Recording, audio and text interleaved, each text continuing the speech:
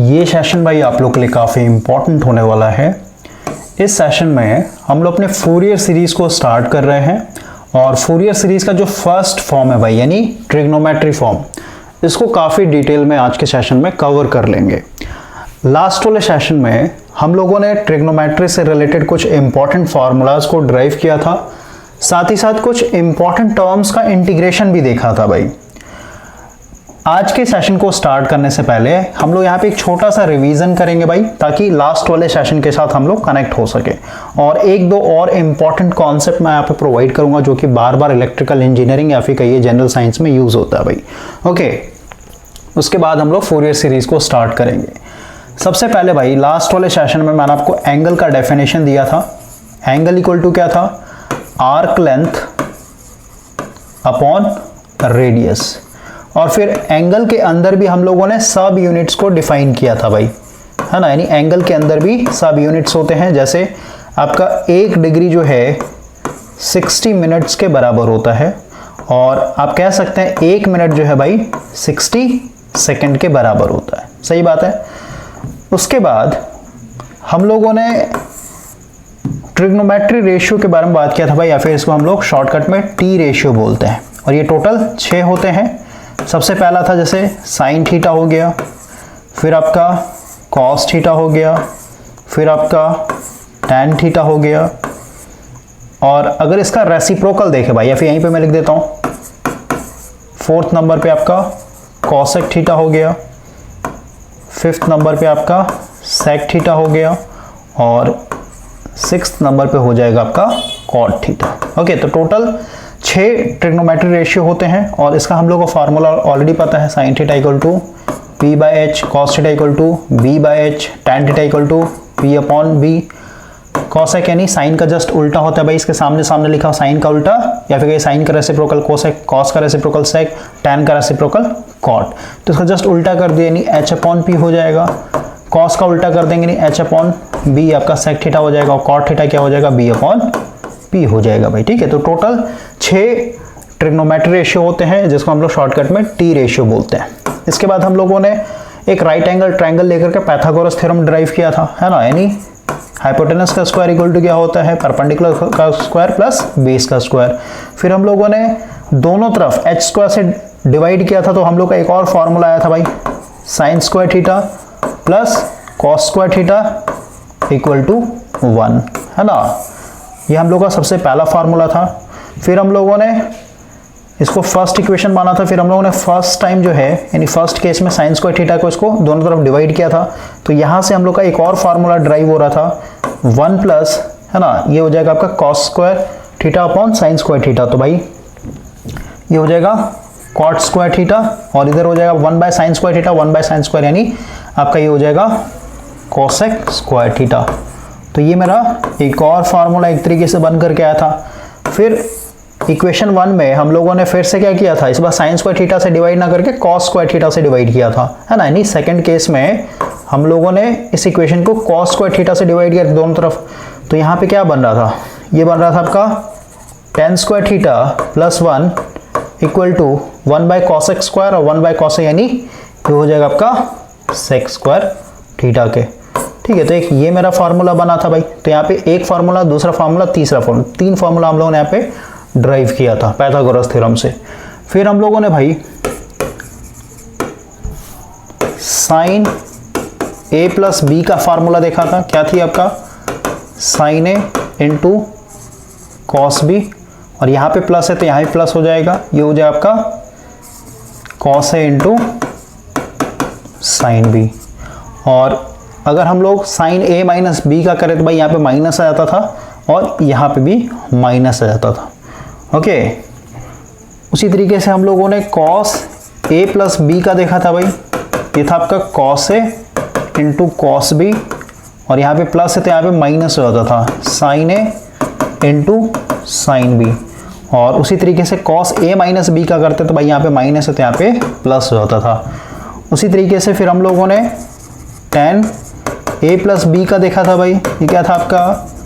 Ten ए plus ten B, और नीचे में था आपका 1 माइनस टेन ए इंटू टेन बी। और वही अगर आपका यहाँ पे माइनस हो जाता तो भाई माइनस लगते हैं क्या हो जाता है, यहाँ पे माइनस होता था, यहाँ पे माइनस की जगह प्लस हो जाता था। क्लियर हुआ? तो भाई ये सब हम लोगों ने फॉर्मूला लास्ट वाले सेशन में बात किया था, साथ ही इसका प्रूफ भी देखा था। उसी तरीके से हम लोगों ने फिर साइन 2a का देखा था भाई। तो 2a को हम लोग ऐसे लिख सकते हैं a प्लस ए।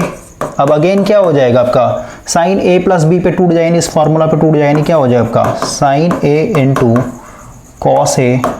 यहाँ पे प्लस है तो यहाँ भी प्लस हो जाएगा, ये हो जाए आपका कॉस ए इंटू साइन ए। तो ये क्या बन जाएगा आपका, ये दोनों तो सेम ही भाई, यानी क्या हो जाएगा 2 साइन ए। क्लियर हुआ? 2 sign A into cos A. और उसी तरीके से हम लोगों ने कॉस 2a का भी देखा था भाई। तो ये क्या हो जाए आपका कॉस a प्लस ए। तो यहाँ पे अगर आप पुट करेंगे यानी इस फॉर्मूला पे टूट जाएगा ये cos A into cos A, और यहाँ पे प्लस है तो भाई यहाँ पे माइनस हो जाएगा साइन ए इंटू साइन ए। क्या हो जाए आपका ये हो जाए आपका कॉस स्क्वायर ए माइनस साइन स्क्वायर ए। और फिर हम लोगों ने यहाँ पे और फर्दर मॉडिफिकेशन किया था। सबसे पहले ये जो हम लोग का पाइथागोरस थ्योरम से फॉर्मूला है भाई, साइन स्क्वायर थीटा की जगह हम लोग क्या लिख सकते हैं 1 माइनस कॉस स्क्वायर थीटा, है ना। तो यहाँ पे जब वैल्यू पुट करेंगे तो अगेन यहाँ पे एक नया फार्मूला बन के आएगा। फिर सेकंड केस में कॉस स्क्वायर थीटा का वैल्यू डाल दी, cos square theta equal to क्या हो जाएगा 1 माइनस साइन स्क्वायर थीटा। तो यहाँ पे डालेंगे तो अगेन एक और वैल्यू आएगा। यानी यहाँ पे हम लोगों ने 3 फार्मूला देखा था, एक ये था, फिर एक और था और फिर एक और था भाई। तो ठीक है, तो टोटल 3 फार्मूला हम लोग देखा था। उसके बाद भाई अगर हम लोग से यहाँ पे पूछता है साइन ए का बताइए, साइन ए का फार्मूला क्या होगा, तो इसको हम ऐसे लिख सकते हैं कि भाई साइन a/2 प्लस a/2। सही बात है, ये a हो जाएगा, ये b हो जाएगा भाई, है ना। और दोनों को जोड़ें तो क्या हो जाएगा साइन a के बराबर मिल जाएगा। तो अगेन क्या हो गया साइन a प्लस b पे, तो इसको तोड़ देते हैं, ये हो जाएगा sign a/2 into cos a/2, और यहाँ प्लस है तो यहाँ भी प्लस हो जाएगा cos a/2 into sine a/2। तो क्या हो जाएगा दोनों सेम, यानी क्या हो जाएगा 2 sign a/2 into cos a/2। Clear हुआ? उसी तरीके से भाई आप कॉस a का भी निकाल सकते हैं। यहाँ पे a और b की जगह क्या हो जाए a/2 और a/2, ठीक है ना। तो इस तरीके से हम लोगों ने ड्राइव किया था भाई। उसके बाद फिर हम लोगों ने साइन 3a का भी देखा था भाई, और फिर कॉस 3a का भी देखा था, है ना। तो इसको अगर आप प्रूफ करना चाहते हो उसको आप ऐसे लिख सकते हैं साइन 2a प्लस a, है ना भाई। तो अगेन ये क्या हो जाएगा, ये a हो जाएगा और ये मेरा b हो जाएगा। तो इसको थोड़ा सा प्रूफ करवा दे रहा हूँ। उसके बाद फिर एक और हम लोग यहाँ पे सर्कल से रिलेटेड कुछ इंपॉर्टेंट कॉन्सेप्ट के ऊपर बात करेंगे भाई। उसके बाद फिर फूरियर सीरीज को स्टार्ट करते हैं। देखिए जैसे यहाँ पे ना साइन 3x, इसको आप ऐसे भी लिख सकते हैं साइन 3a, a लिखे या फिर x लिखे कोई फर्क नहीं पड़ता भाई, है ना। तो हम लोग तोड़ सकते हैं ना 2x प्लस x के फॉर्म में, तो a हो जाएगा, ये मेरा b हो जाएगा, है ना। तो एक्चुअल जो फार्मूला आता है इतने के बराबर होता है 3 sine x minus 4 sine cube x। तो भाई मुझे प्रूफ करना है कि इतना कैसे आता है। तो हम लोग पहले लिख रहे हैं यहाँ पे साइन 2x प्लस x। तो हम लोग को ऑलरेडी पता है formula sine a plus b का, क्या हो जाए आपका sine a into cos a plus cos a into sine b। तो भाई इसी फॉर्मूला पे टूटा, ये मेरा a है और ये मेरा b। तो sine a into cos b plus cos a into sine b। अब देखिए हम लोग यहाँ पे साइन 2x का जो है वैल्यू डाल रहे हैं भाई, क्योंकि हम लोगों ने लास्ट वाले सेशन में साइन 2x का भी वैल्यू निकाला था, है ना। कैसे निकाला था साइन 2x का वैल्यू, हम लोगों ने कैसे प्रूफ किया था भाई, अगर मैं याद करवाऊं तो यहाँ पे हम लोग का 2 इक्वेशन बन रहा था ना भाई। एक cos A plus cos B, एक हो जाएगा cos A minus cos B. तो दोनों को ऐड कर रहे थे तो एक रिलेशन बन रहा था, दोनों को सब्ट्रैक्ट कर रहे थे तो रिलेशन बन रहा था, है ना। और cos 2x है ना भाई, तो cos 2x का ये वाला वैल्यू देखिए यहाँ पे, है ना। cos 2a लिखा है फिर cos 2x लिखा है, तो यहाँ से हम लोग वैल्यू यहाँ पे पुट कर रहे हैं। तो लास्ट वाले सेशन को एक बार आप रिवाइज कीजिए भाई अच्छे से, आपको समझ में आ जाएगा। तो हम लोग को पता भाई cos 2x का, है ना, 3 फार्मूला था। 3 फार्मूला में से एक फार्मूला हम लोग ने यहाँ पे डाला है। बोलिएगा यही वाला क्यों डाला, क्योंकि भाई हम लोग को यहाँ पे देखिए जो रिजल्ट चाहिए, फिर जो आउटपुट चाहिए साइन के फॉर्म में चाहिए, है ना। तो हम लोग क्या कर रहे हैं कॉस को हम लोग साइन में, यानी वो वाला फार्मूला यूज़ कर रहे हैं जिसमें साइन छुपा हुआ है। तो cos 2x की जगह हम लोग ये वैल्यू डाल सकते हैं 1 माइनस 2 साइन स्क्वायर x। बाकी आपका जो जैसा है वैसे का वैसा ही भाई। अब देखिए हम लोग क्या कर रहे हैं, साइन x कॉमन ले रहे हैं, तो यहाँ से साइन x अगर कॉमन ले लेते हैं तो यहाँ पे क्या बचेगा 2, और ये cos x into cos x क्या हो जाएगा, cos स्क्वायर x हो जाएगा, है ना। तो ये हो गया 2 cos स्क्वायर x। यहाँ से हम लोग साइन x ले लेंगे तो भाई यहाँ पे क्या बचेगा, सिर्फ और सिर्फ ये बचेगा, ठीक है, 1 minus 2 into sine square x। अब ब्रैकेट के अंदर देखिए हम लोग क्या कर रहे हैं भाई, इसको यहाँ से मिटाते हैं। पहले हम लोग को पता है इसके जगह, क्योंकि पाइथागोरस थ्योरम से हम लोग को पता है साइन स्क्वायर थीटा यानी sine square x plus cos square x equal to 1 के बराबर होगा। तो भाई यहाँ पे क्या है, कॉस स्क्वायर x है ना, तो इसका वैल्यू क्या हो सकता है, 1 माइनस साइन स्क्वायर x हो जाता है। पुट कर दिया हम लोगों ने, बाकी जो जैसा था वैसे का वैसे रहने दिया हम लोगों ने। आगे अगर आप देखते हैं तो भाई हम लोग यहाँ पे इस ब्रैकेट को तोड़ रहे हैं, तो 2 इंटू 1 यानी 2 हो जाएगा, plus minus minus 2 sign square x, ठीक है। बाकी इधर जैसा था वैसे का वैसे हो जाएगा। तो भाई ये मेरा 2 है और ये भी 1 है, तो दोनों ऐड हो जाएगा यानी 3 हो जाएगा, और ये माइनस दोनों सेम है यानी 4 हो जाएगा, ठीक है, 4 साइन स्क्वायर x। अब अगर आप इसको भी अंदर मल्टीप्लाई कर लेते कितना हो जाएगा, 3 sine x minus 4 into sine cube x। तो प्रूफ हो गया हम लोग का इस तरीके से। इसी तरीके से आपका cos 3x का होता है भाई, तो cos 3x को हम लोग लिख सकते हैं 2x प्लस x, और ये कितने के बराबर होता है, इतने के बराबर होता है भाई। ओके, तो उसको प्रूफ करते हैं कैसे होता है। तो हम लोग प्रूफ कर रहे हैं, नहीं इसको उठा के यहाँ पे लिखते हैं cos 2x प्लस x। तो फार्मूला क्या है आपका, cos a प्लस b का फार्मूला क्या है, cos a into cos b minus sine a into sine b। तो इसी पे टूट गया आपका ये, ठीक है, cos a cos b minus sine a sine b। अब यहाँ पे अगर आप देखते हैं तो भाई cos 2x का अगेन हम लोगों ने वैल्यू डाला है, अब क्योंकि आउटपुट हम लोग किस में चाहिए, cos के फॉर्म में चाहिए। तो cos 2x का जो 3 फार्मूला था, तीनों में से वो वाला फार्मूला यूज़ करेंगे जो कि ऑलरेडी क्या है, cos में ब्रेक हो रखा है। भाई cos 2x की जगह हम लोग का ये फार्मूला डाला गया है 2 cos स्क्वायर x माइनस 1। बाकी cos x वैसे का वैसे ही है। इधर देखिए sin 2x का वैल्यू डाला हो भाई, sin 2x इक्वल टू, है ना, यहाँ पे डाल दिया गया, और बाकी जो sin x है वैसे का वैसे ही छोड़ दिया है। अब हम लोग cos x जो है कॉमन ले रहे हैं, तो यहाँ से cos x कॉमन ले तो अंदर में क्या बचेगा, सिर्फ ये बचेगा, और यहाँ से अगर हम लोग cos x बाहर ले रहे तो क्या हो जाएगा, 2 इंटू साइन स्क्वायर x हो जाएगा। ओके, इसके बाद अगर आप देखते हैं तो भाई हम लोग यहाँ पे साइन स्क्वायर x का वैल्यू डाला गया पाइथागोरस थ्योरम से, तो क्या हो जाएगा आपका 1 माइनस कॉस स्क्वायर x हो जाएगा। तो इसके हम लोग वैल्यू डाल दिया। अब इसको सीधे सीधे ब्रैकेट तोड़ देते हैं, है ना, प्लस माइनस यानी minus 2 minus plus 2x cos square हो जाएगा। तो यहाँ पे देखिए ये दोनों क्या है, माइनस में यानी माइनस 3 हो जाएगा, और ये दोनों सेम टर्म यानी दोनों ऐड हो जाएगा। अब हम लोग जो ब्रैकेट है इसको तोड़ देते हैं, क्या हो जाएगा, 4 इंटू कॉस क्यूब एक्स हो जाएगा माइनस 3 कॉस एक्स हो जाएगा भाई।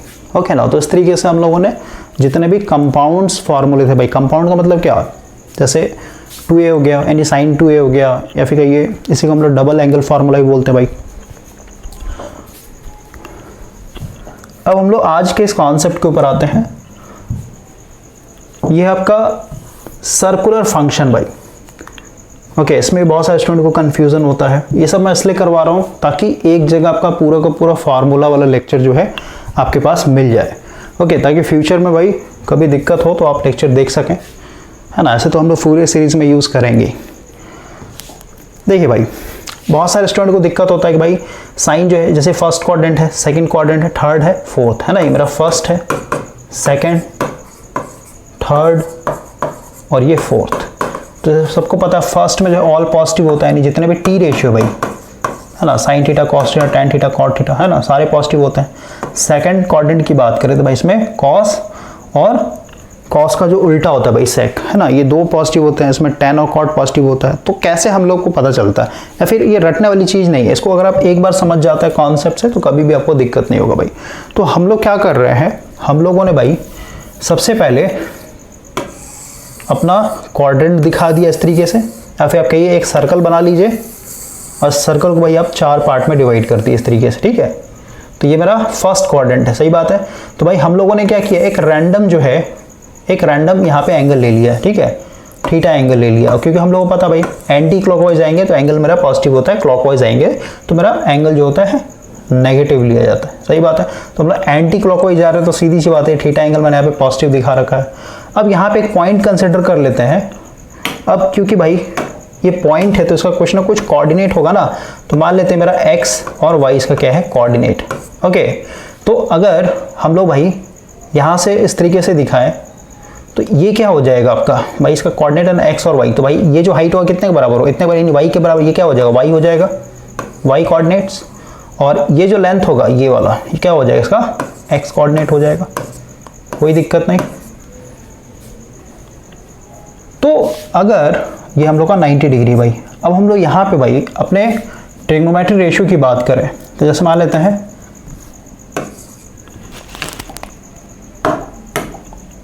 साइन थीटा की बात करते हैं भाई, क्या है P/H, ठीक है।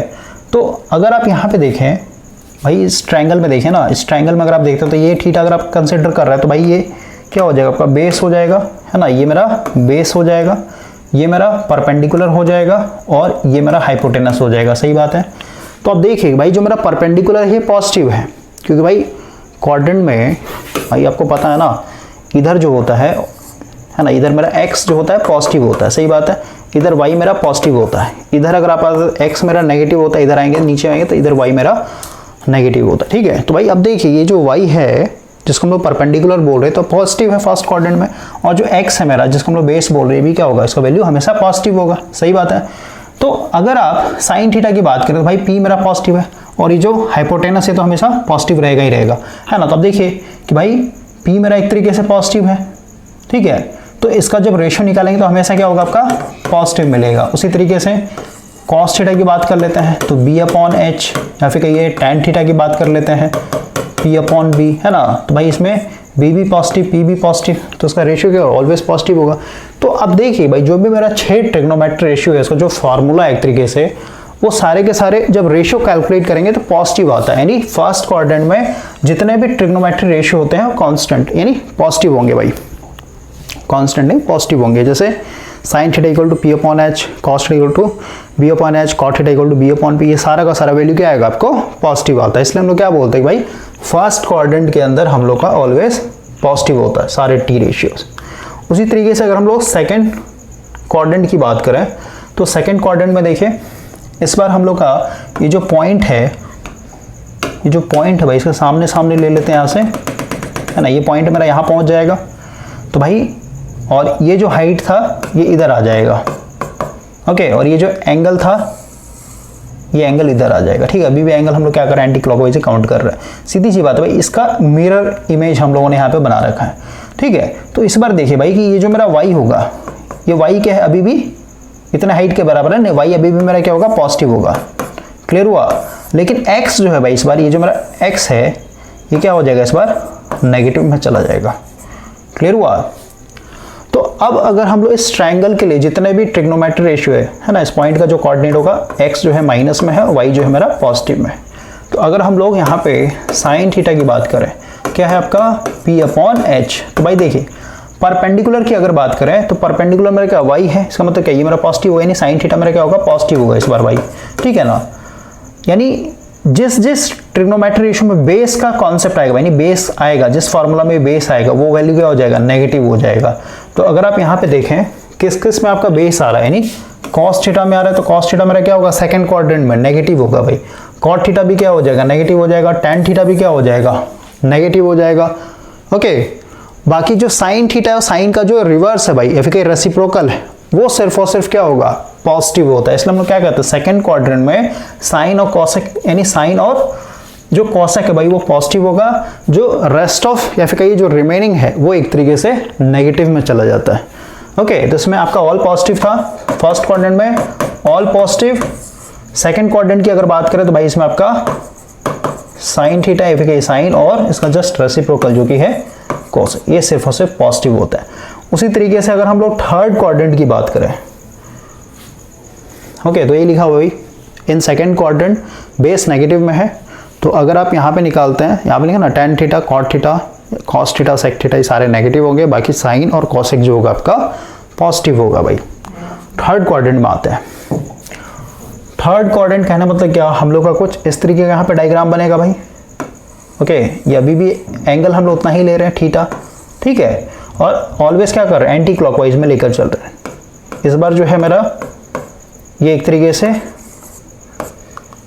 जो y बनेगा भाई, ये जो हाइट है क्या हो जाएगा, इतने के बराबर, यानी इधर क्या होगा -y के बराबर हो जाएगा, और x तो मेरा अगेन क्या होगा, माइनस में ही होगा, ठीक है। तो थर्ड क्वाड्रेंट में देखिए, अगर हम लोग tan थीटा की बात करें तो tan थीटा क्या है, P/B। तो भाई यहाँ पे देखिए परपेंडिकुलर भी मेरा नेगेटिव में है और जो बेस है भी मेरा नेगेटिव में, यानी दोनों कट जाएगा। इसका मतलब क्या, इस बार जो है मेरा ये पॉजिटिव में आएगा, और इसका जस्ट रेसिप्रोकल जो कि है cot थीटा क्या होता है आपका, B/P। दोनों नेगेटिव में तो नेगेटिवली कैंसिल आउट हो जाएंगे, अगेन क्या होगा, ये पॉजिटिव आएगा। यानी थर्ड क्वाड्रेंट में भाई सिर्फ और सिर्फ tan और cot जो होता है पॉजिटिव होता है, बाकी जो होता है आपका नेगेटिव में चला जाएगा। जैसे साइन थीटा की बात करें तो साइन थीटा क्या है आपका, P/H। तो भाई P मेरा ऑलरेडी नेगेटिव में है ना, समझ में आया, तो ओवरऑल रिजल्ट क्या मिलेगा, नेगेटिव मिलेगा। उसी तरीके से cos थीटा की बात करें क्या है आपका, B/H। तो बेस मेरा नेगेटिव में है तो ओवरऑल cos थीटा नेगेटिव में चला जाएगा। तो ये भाई ये सारे के सारे नेगेटिव होंगे, लेकिन tan और cot क्या हो जाएगा, पॉजिटिव में रहेगा। और फोर्थ क्वाड्रेंट की अगर बात करें भाई, तो फोर्थ क्वाड्रेंट में हम लोग का कुछ इस तरीके का इमेज बनेगा। इधर मेरा y है, यानी y अभी भी क्या है, नेगेटिव में है। और x की अगर बात करें तो x मेरा क्या है, ऑरिजिन के राइट साइड में, इधर पॉजिटिव हो जाएगा, क्लियर हुआ। और ये मेरा एंगल थीटा है।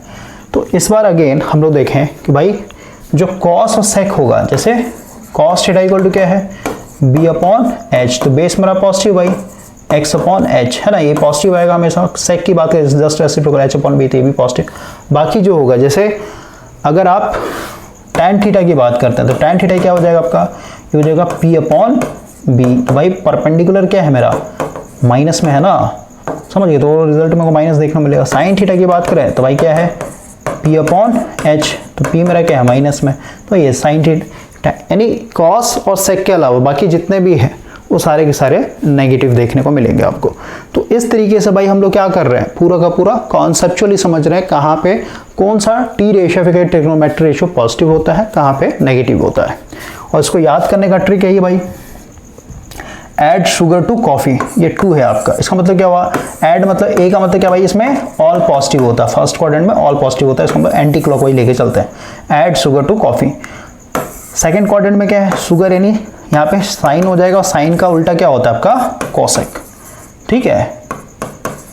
और 2 मतलब क्या भाई, tan आ गया यहाँ पे, t का मतलब tan थीटा, और इसका जस्ट रेसिप्रोकल cot थीटा, और इसमें c आ गया, यानी co आ गया ना, यानी cos थीटा, और इसका जस्ट रेसिप्रोकल sec थीटा। ये पॉजिटिव होता है, बाकी जो है नेगेटिव होता है।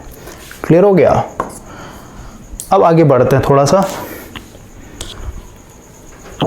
अब भाई क्वाड्रेंट के हिसाब से इस तरीके से अगर आप देखते हैं तो इस तरीके का बहुत ज़्यादा चेंजिंग देखने को मिलता है। तो आप समझिए भाई 90 एंड 270, जैसे है ना, यहाँ पे साइन 90 माइनस थीटा है ना, या फिर कहिए साइन 90 प्लस थीटा। तो जब भी 90 रहेगा भाई लगा हुआ, या फिर कहिए 270 होगा, तो यहाँ पे जो टी रेशियो होता है वो चेंज होता है।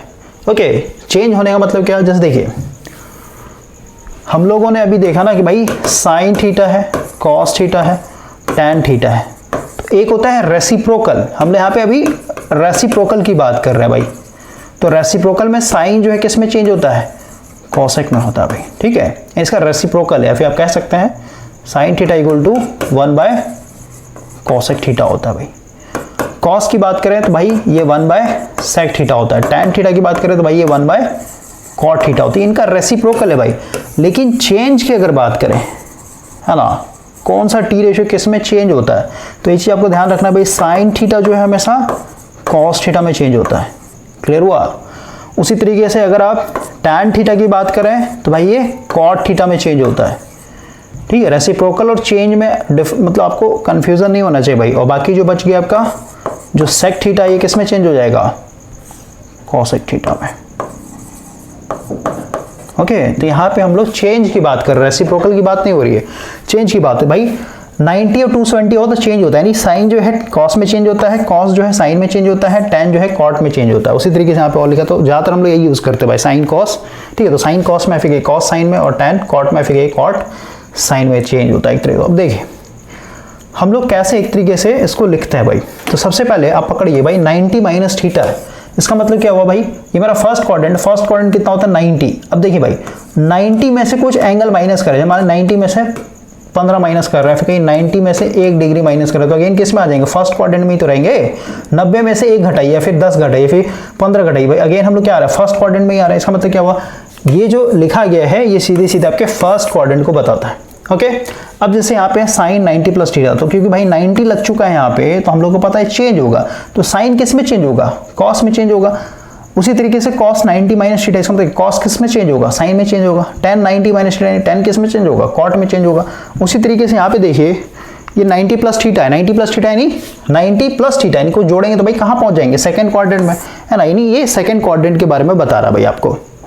ओके, तो साइन अगेन कॉस में, कॉस साइन में, tan कॉट में। अब कैसे हम लोग लिखते हैं भाई, कहाँ पे प्लस होगा कहाँ पे माइनस होगा, ये चीज समझना है। देख रहे हैं आप, माइनस लगा, यहाँ पे माइनस, यहाँ पे प्लस, है ना, तो ये समझने वाली बात है ना, रटना नहीं भाई। तो आप समझिए, क्योंकि भाई साइन 90 माइनस थीटा यानी फर्स्ट क्वाड्रेंट की बात हो रही है, तो फर्स्ट क्वाड्रेंट में आपका साइन क्या होता है, हम लोग को हमेशा इधर देखना होता है भाई, ठीक है ना। साइन 90 माइनस थीटा यानी फर्स्ट क्वाड्रेंट की बात है, फर्स्ट क्वाड्रेंट में साइन क्या होता है, यानी फर्स्ट क्वाड्रेंट में तो ऑल पॉजिटिव होता है भाई, तो साइन किस में चेंज होगा, कॉस थीटा में। और क्योंकि भाई साइन फर्स्ट क्वाड्रेंट की बात हो रही है यहाँ पे, तो साइन या फिर ये फर्स्ट क्वाड्रेंट नहीं ऑल पॉजिटिव होता है, तो साइन कॉस में चेंज होगा, तो कॉस हमेशा क्या होगा, फर्स्ट क्वाड्रेंट में पॉजिटिव ही रहता है भाई। उसी तरीके से यहाँ पे देखिए sine 90 minus sorry cos 90 minus theta भाई, तो अगेन क्या है आपका, ये फर्स्ट क्वाड्रेंट है, तो फर्स्ट क्वाड्रेंट में कॉस क्या होता है, पॉजिटिव होता है। ओके, तो अगेन यहाँ पे पॉजिटिव आ जाएगा। आगे का जो प्लस साइन या फिर माइनस साइन देखना होता है ना, यहीं से देखना होता है भाई, ठीक है ना। पहले ही देखिए कि भाई ये क्या है, ये फर्स्ट क्वाड्रेंट को बता रहा था, फर्स्ट क्वाड्रेंट में कॉस क्या होता है, बताइए कॉस क्या होता है, पॉजिटिव होता है, तो इसलिए हम लोगों ने प्लस लिख दिया। और कॉस किस में चेंज होता है, साइन में चेंज होता है, ठीक है। उसी तरीके से देखिए tan 90 माइनस थीटा, तो 90 माइनस थीटा यानी फर्स्ट क्वाड्रेंट की बात हो रही है। और फर्स्ट क्वाड्रेंट में tan क्या होता है, पॉजिटिव में होता है, इसलिए यहाँ पे पॉजिटिव लग गया। और tan किस में चेंज होता है, कॉट में चेंज होता है।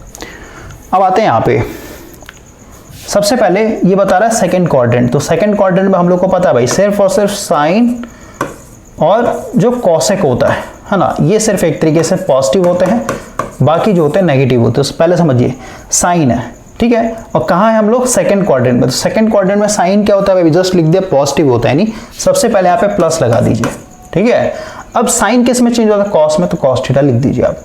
उसी तरीके से यहाँ पे देखिए कॉस, ये क्या बता रहा है, सेकंड क्वाड्रेंट को, तो सेकंड क्वाड्रेंट में कॉस क्या होता है भाई, ये नेगेटिव होता है ना, समझ गए बात को।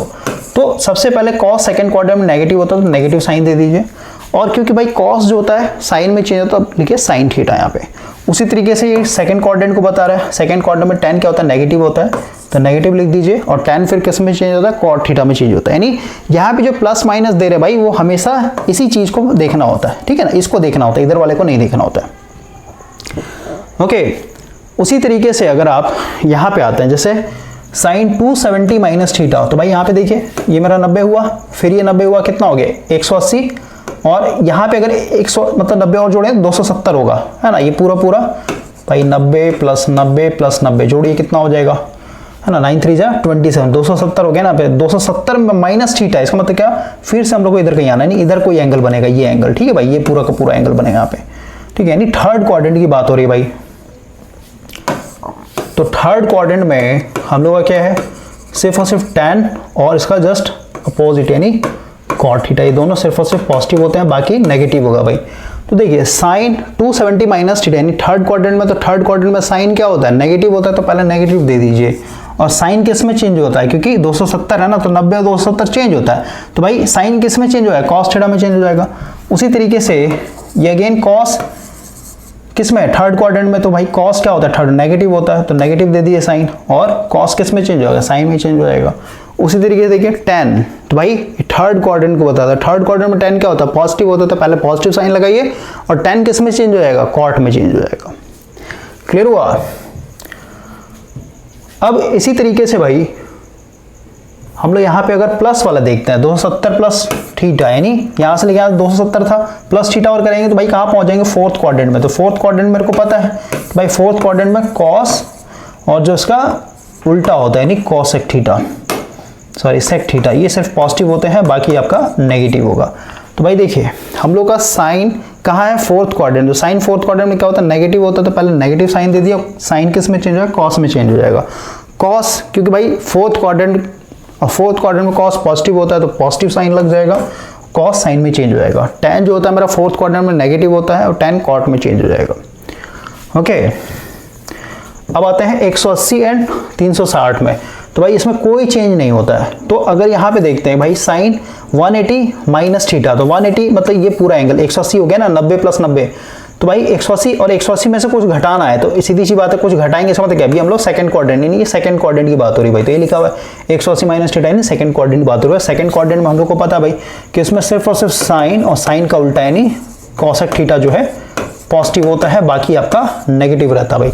तो अब देखिए साइन, क्योंकि भाई second quadrant sine second quadrant positive होता है तो क्या हो जाएगा, प्लस लग जाएगा, क्योंकि भाई 180 है तो 180 और 200 ये 360 में कोई चेंजिंग नहीं होता है, तो साइन साइन ही रहता है। तो साइन सेकंड क्वाड्रेंट में था, साइन क्या होता है पॉजिटिव, तो पहले पॉजिटिव लिख दिया और साइन का साइन ही रहेगा, यानी बस ये 180 जो था ये हट जाता है एक तरीके से, ठीक है। तो साइन थीटा हो जाएगा।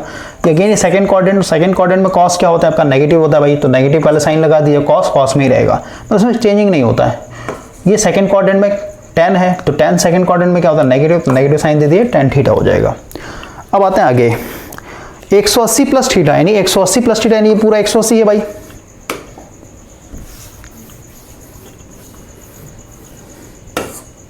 ये पूरा 180 है, इसमें थीटा और जोड़िए, यानी थर्ड क्वाड्रेंट में आ रहे भाई, है ना। तो ये थर्ड क्वाड्रेंट के बारे में बता रहा है। थर्ड क्वाड्रेंट कहना मतलब क्या, इसमें सिर्फ और सिर्फ आपका tan और जो आपका कॉट है ये पॉजिटिव होता है, बाकी नेगेटिव होता है। तो भाई देखिए सबसे पहला है हम लोग का साइन 180 प्लस थीटा, यानी थर्ड क्वाड्रेंट में साइन क्या होता है नेगेटिव होता है, तो पहले नेगेटिव दे दिया और साइन का साइन ही रहेगा यहाँ पे, ठीक है। तो साइन थीटा हो जाएगा। ये क्या है अगेन थर्ड क्वाड्रेंट कॉस क्या होता है भाई नेगेटिव होता है, नेगेटिव साइन दे दीजिए, ओके। और कॉस का कॉस ही रहेगा। tan, तो भाई थर्ड क्वाड्रेंट में tan मेरा पॉजिटिव होता है, पहले प्लस लगा दीजिए और ये tan थीटा हो जाएगा। आई होप कि आपको ये समझ में आ रहा हो भाई। इसी तरीके से 360 माइनस थीटा, तो भाई पूरा ये एंगल कितना है 360 है, 360 में से एक कुछ घटाएंगे, यानी क्या है इसी में रहेंगे ना, यानी फोर्थ क्वाड्रेंट की बात हो रही है। तो अब देखिए फोर्थ क्वाड्रेंट में हम लोग का कॉस थीटा और इसका जस्ट उल्टा यानी सेक थीटा ये पॉजिटिव होता है, बाकी आपका नेगेटिव। तो भाई साइन है, तो साइन फोर्थ क्वाड्रेंट में क्या है, फोर्थ क्वाड्रेंट को बता, तो साइन फोर्थ क्वाड्रेंट क्या होता है नेगेटिव होता है, पहले नेगेटिव और साइन का साइन ही रहेगा। आपका फोर्थ क्वाड्रेंट बता रहा है, फोर्थ क्वाड्रेंट में कॉस क्या होता है पॉजिटिव होता है, तो पॉजिटिव कॉस थीटा हो जाएगा। फोर्थ क्वाड्रेंट में tan मेरा नेगेटिव होता है, तो नेगेटिव tan थीटा हो जाएगा, कोई दिक्कत नहीं। उसी तरीके से 360 प्लस थीटा, तो भाई ये मेरा पूरा 360 था, 360 में थीटा कुछ ऐड कर रहे हैं, इसका मतलब कि हम लोग कहाँ पहुंच जाएंगे, फर्स्ट क्वाड्रेंट में पहुंच जाएंगे। तो ये फर्स्ट क्वाड्रेंट की बात हो रही भाई। तो फर्स्ट क्वाड्रेंट में सारे के सारे पॉजिटिव होते हैं ना, तो साइन भाई फर्स्ट क्वाड्रेंट में पॉजिटिव होता है, कॉस भी मेरा फर्स्ट क्वाड्रेंट में पॉजिटिव होता है, tan भी मेरा पॉजिटिव होता है फर्स्ट क्वाड्रेंट में। तो बस ये क्या हो जाए साइन थीटा, कॉस थीटा और tan थीटा। तो आई होप कि ये चीज़ समझ में आया भाई। अब इतना समझने के बाद हम लोग भाई एक और इम्पॉर्टेंट कॉन्सेप्ट के ऊपर आ रहे हैं, क्योंकि इसको हम लोग यूज़ करेंगे भाई, ठीक है, फूरियर सीरीज में। जैसे यहाँ पे आपसे पूछता है नेगेटिव एंगल का प्रूफ, जैसे साइन माइनस थीटा भाई, तो कितने के बराबर होता है माइनस साइन थीटा, यानी जो भी एंगल के साथ नेगेटिव साइन लगा बाहर निकल जाता है। अब कैसे निकलता है, क्यों निकलता है, इस पर हम लोग बात करेंगे। कॉस यहाँ पे एंगल नेगेटिव में भाई, तो ये इस पर कोई असर नहीं होता, ठीक है ना भाई, यानी आप कह सकते हैं डाइजेस्ट कर जाता है एक तरीके से, ओके। तो सिर्फ और सिर्फ याद रखिए भाई कॉस थीटा और जो सेक थीटा है, क्योंकि कॉस का जस्ट उल्टा सेक होता है ना, तो कॉस थीटा और सेक थीटा जो है माइनस साइन को डाइजेस्ट कर जाता है, क्योंकि आप देखिए यहाँ पे माइनस थीटा था, इसमें भी आपका सेक में भी क्या था माइनस थीटा, लेकिन ये क्या बन गया ये कॉस थीटा यानी पॉजिटिव में रह जाता है, कॉस थीटा और सेक थीटा। बाकी जितने भी टी रेशियो है sine theta, tan theta, cot theta, cosec theta, इनमें भाई नेगेटिव साइन ये डाइजेस्ट नहीं कर पाते, इसलिए नेगेटिव साइन जो एंगल के साथ हो क्या हो जाता है बाहर निकल जाता है। अब ये कैसे होता है भाई, इसको थोड़ा कॉन्सेप्चुअली समझ रहे हैं। देखिए ये भी क्या है सर्कल का एक तरीके से कॉन्सेप्ट है। अभी हम लोग क्या चल रहा है सर्कुलर फंक्शंस, ओके। तो देखिए हम लोग यहाँ पे अगेन एक क्वाड्रेंट दिखा रहा है भाई, ये वाई एक्सिस हो गया, एक्स एक्सिस हो गया, इसमें हम लोगों ने एक सर्कल दिखा दिया इस तरीके से। तो अभी हम लोग यहाँ पे, क्योंकि भाई यहाँ पे जो एंगल है ना, एक देखिए एंगल पे अगर आप फोकस करते हैं तो इधर मेरा सारा का सारा एंगल क्या है नेगेटिव में लिया है, minus theta minus theta minus theta. इधर देखेंगे तो भाई कहीं पॉजिटिव थीटा है, कहीं पे नेगेटिव थीटा है ना। तो भाई अब देखिए कि हम लोगों ने ऑलरेडी रेफरेंस मान रखा है कि भाई अगर आप एक्स एक्सिस से एंटी क्लॉकवाइज चलते हैं तो एंटी क्लॉकवाइज में जो एंगल बनता है वो पॉजिटिव में बनता है, ठीक है। और वही अगर आप क्लॉकवाइज डायरेक्शन में जाते हैं ऐसे, तो भाई इधर जो एंगल बनेगा वो मेरा नेगेटिव बनेगा। क्लियर है। तो ये हम लोग का मेन डायग्राम है भाई, इसको और थोड़ा बड़ा करते हैं। तो यही चीज यहाँ पे दिखाई गई कि भाई अगर आप एंटी क्लॉकवाइज में चलेंगे ठीक है ना, एंटी क्लॉकवाइज एंगल जो होता है पॉजिटिव लिया जाता है, और वही अगर आप क्लॉकवाइज चलेंगे तो यहाँ पे जो एंगल होता है वो नेगेटिव में लिया जाता है। ठीक है, अब हम लोग सबसे पहले क्या कर रहे हैं कि भाई हम लोग एक थीटा एंगल ले रहे हैं, या फिर ये मान लेते हैं यहाँ पे एक पॉइंट है P। अब यहाँ पे पॉइंट अगर ले रहे हैं भाई तो सीधी सी उसका कोऑर्डिनेट होगा ना एक्स और वाई में। ठीक है, यहाँ पे एक्स और वाई में कोऑर्डिनेट है, तो यहाँ से मान लेते हैं मेरा वाई कोऑर्डिनेट हो गया, ये मेरा एक्स कोऑर्डिनेट हो गया, है ना। तो यहाँ पे एक ट्रायंगल बनेगा जिसका एंगल यहाँ पे थीटा ले रखा हम लोगों ने, कोई दिक्कत। अब इसी का हम लोग क्या कर रहे हैं, वाटर इमेज बना रहे हैं भाई। ठीक है, तो यहाँ पे या फिर आप कहिए भाई यहाँ से हम लोग एंगल चल रहा है थीटा, यानी सेम एंगल चल रहा है, लेकिन भाई क्लॉकवाइज चल रहा है तो सीधी सी बात है एंगल क्या हो जाएगा, नेगेटिव में हो जाएगा, माइनस थीटा हो जाएगा। ओके, और यहाँ पे एक पॉइंट ले लिया हम लोगों ने सेम हाइट पे, जितना हाइट ये था उतना हाइट ये था, इसको क्यू मान लिया हम लोगों ने, तो इसका भी कोऑर्डिनेट होगा ना भाई। ओके, तो यहाँ पे देखिए ये जो इसका कोऑर्डिनेट होगा ये क्या हो जाएगा, वाई के बराबर होगा। यहाँ पे वाई क्या हो जाएगा, माइनस, है ना भाई, यहाँ पे माइनस वाई हो जाएगा, यहाँ पे प्लस वाई था, और ये डिस्टेंस क्या होगा दोनों के लिए एक्स एक्स रहेगा। क्लियर हो गया। अब आते हैं हम लोग आगे, और ये जो है हाइपोटेनस क्या हो जाएगा, रेडियस ऑफ सर्कल के बराबर हो जाएगा। ठीक है, तो भाई ये कोऑर्डिनेट यहाँ पे ले रखा, पी पॉइंट का कोऑर्डिनेट एक्स और वाई हो जाएगा, एक्स और वाई दोनों पॉजिटिव में था, क्यू पॉइंट का जो कोऑर्डिनेट होगा एक्स, और वाई जो होगा माइनस में हो जाएगा। अब हम लोग यहाँ पे भाई सबसे पहले ऊपर वाले ट्रायंगल में चल रहे हैं, तो ऊपर वाले ट्रायंगल में हम लोग साइन थीटा लगा रहे हैं, sine theta equal to P upon H, तो परपेंडिकुलर क्या हो जाएगा इसका, वाई हो जाएगा, और हाइपोटेनस क्या हो जाएगा, आर के बराबर। तो भाई क्योंकि दोनों पॉजिटिव है, अब ऐसे कर लेना, वाई अपॉन आर लिख सकते हैं, फर्स्ट इक्वेशन हम लोगों ने मान लिया। ठीक है, अब नीचे वाले ट्रायंगल में चल रहे हैं भाई, तो नीचे वाले ट्रायंगल में क्योंकि मेरा एंगल क्या है क्लॉकवाइज लिया हुआ, तो माइनस थीटा हो जाएगा, है ना। तो sine minus theta equal to P upon H, और इस वाले ट्रायंगल में जो पी है क्या है, माइनस वाई के बराबर है अपॉन आर। ये मेरा हो गया सेकंड इक्वेशन। अब देखिए भाई हम लोग इस सेकंड इक्वेशन पे काम कर रहे हैं, ये हमारा साइन थीटा यानी sine minus theta equal to, इसको मैं ऐसे लिख सकता हूँ, माइनस को मैं ऐसे बाहर निकाल रहा हूँ, इसको मैं वाई अपॉन आर कर सकता हूँ। भाई ये माइनस है ना, तो माइनस को मैं ऐसे बाहर निकाल के दिखा दिया। ठीक है, अब देखिए हम लोग को पता है कि भाई वाई अपॉन आर का वैल्यू क्या है, साइन थीटा के बराबर है। इसका मतलब क्या हुआ कि भाई sine minus theta equal to minus, यहाँ पे वाई अपॉन आर के जगह मैं क्या पुट कर सकता हूँ, साइन थीटा पुट कर सकता हूँ। बोलिए क्लियर हुआ। तो यहां से आप देख लीजिए कि भाई sine minus theta equal to क्या आ गया, माइनस साइन थीटा के बराबर आ गया। तो साइन के साथ अगर आपका भाई माइनस में एंगल है तो वो माइनस क्या होता है, बाहर आ जाता है। यही चीज तो आपका पहला प्रॉपर्टी लिखा हुआ था, sine minus theta equal to minus sine theta हो जाता है। आई होप कि आपको ये चीज समझ में आया होगा। इसी तरीके से भाई अगर हम लोग और भी ट्रिग्नोमेट्री रेशियो की बात करें, जैसे cos थीटा, तो भाई ऊपर वाले ट्रायंगल को आप इमेजिन कीजिए, यहाँ पे ये मेरा ऊपर वाला ट्रायंगल था, ये y था, ये x था, ये मेरा थीटा था, और ये मेरा r था, और इसके जस्ट नीचे में एक ट्रायंगल था, ये मेरा माइनस y था, ये मेरा r था, और ये दोनों के लिए x तो कॉमन हो जाएगा, तो cos theta equal to b upon h होता है भाई। तो बेस क्या हो जाएगा ऊपर वाले ट्रायंगल के लिए, x अपॉन r हो जाएगा, फर्स्ट इक्वेशन। सेकेंड इक्वेशन यानी नीचे वाले ट्रायंगल की बात करें तो cos माइनस थीटा हो जाएगा b अपॉन h, बेस मेरा क्या हो जाएगा, x अपॉन r हो जाएगा भाई। ठीक है, अब सीधी सी बात है, दोनों में क्या हो रहा है, x अपॉन r, इन दोनों इक्वेशन बराबर है, तो सीधी सी क्या लिख सकते हैं, cos थीटा इक्वल टू क्या हो जाएगा, cos of minus theta.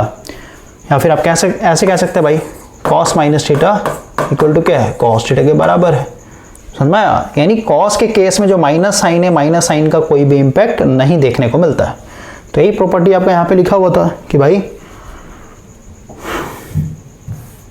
cos minus theta equal to क्या होता है, cos थीटा के बराबर होता है।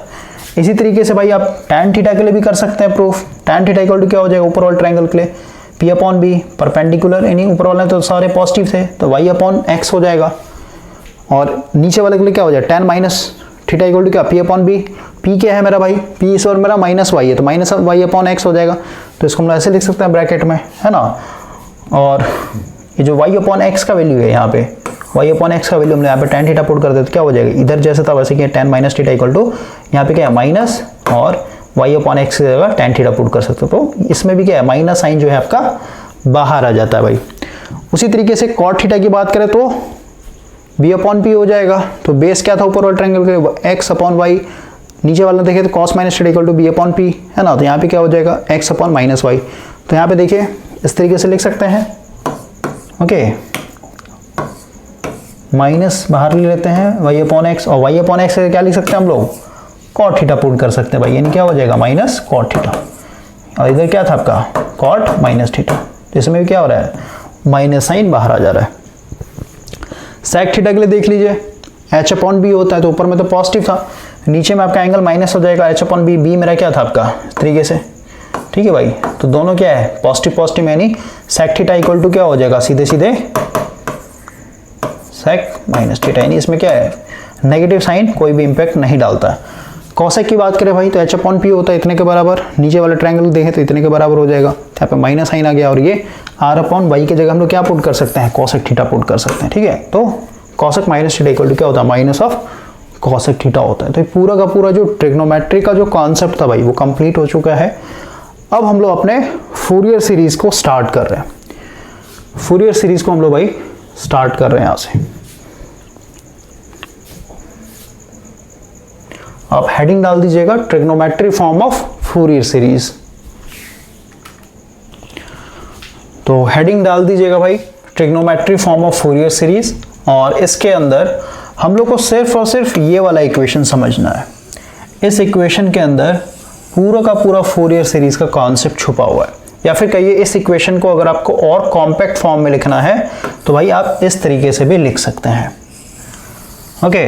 या फिर इसको और अगर आपको एक्सपेंड करके लिखना है भाई तो इसको आप ऐसे भी लिख सकते हैं एफ टी मतलब क्या, ये भाई मेरा सिग्नल है, या फिर कहिए ये मेरा एक तरीके से कॉम्प्लेक्स वेव फॉर्म है। इसका भी कुछ कंडीशन होता है कि भाई ये जो मेरा एफ टी यानी जो सिग्नल है ये मेरा पीरियोडिक होना चाहिए, यानी फूरियर सीरीज को अप्लाई करने के लिए भी भाई टर्म एंड कंडीशन लगे हुए हैं, यानी वहीं पे अप्लाई होगा जहां पे जो सिग्नल है वो क्या होना चाहिए पीरियोडिक होना चाहिए और नॉन साइनोसोडियल होना चाहिए भाई, ओके।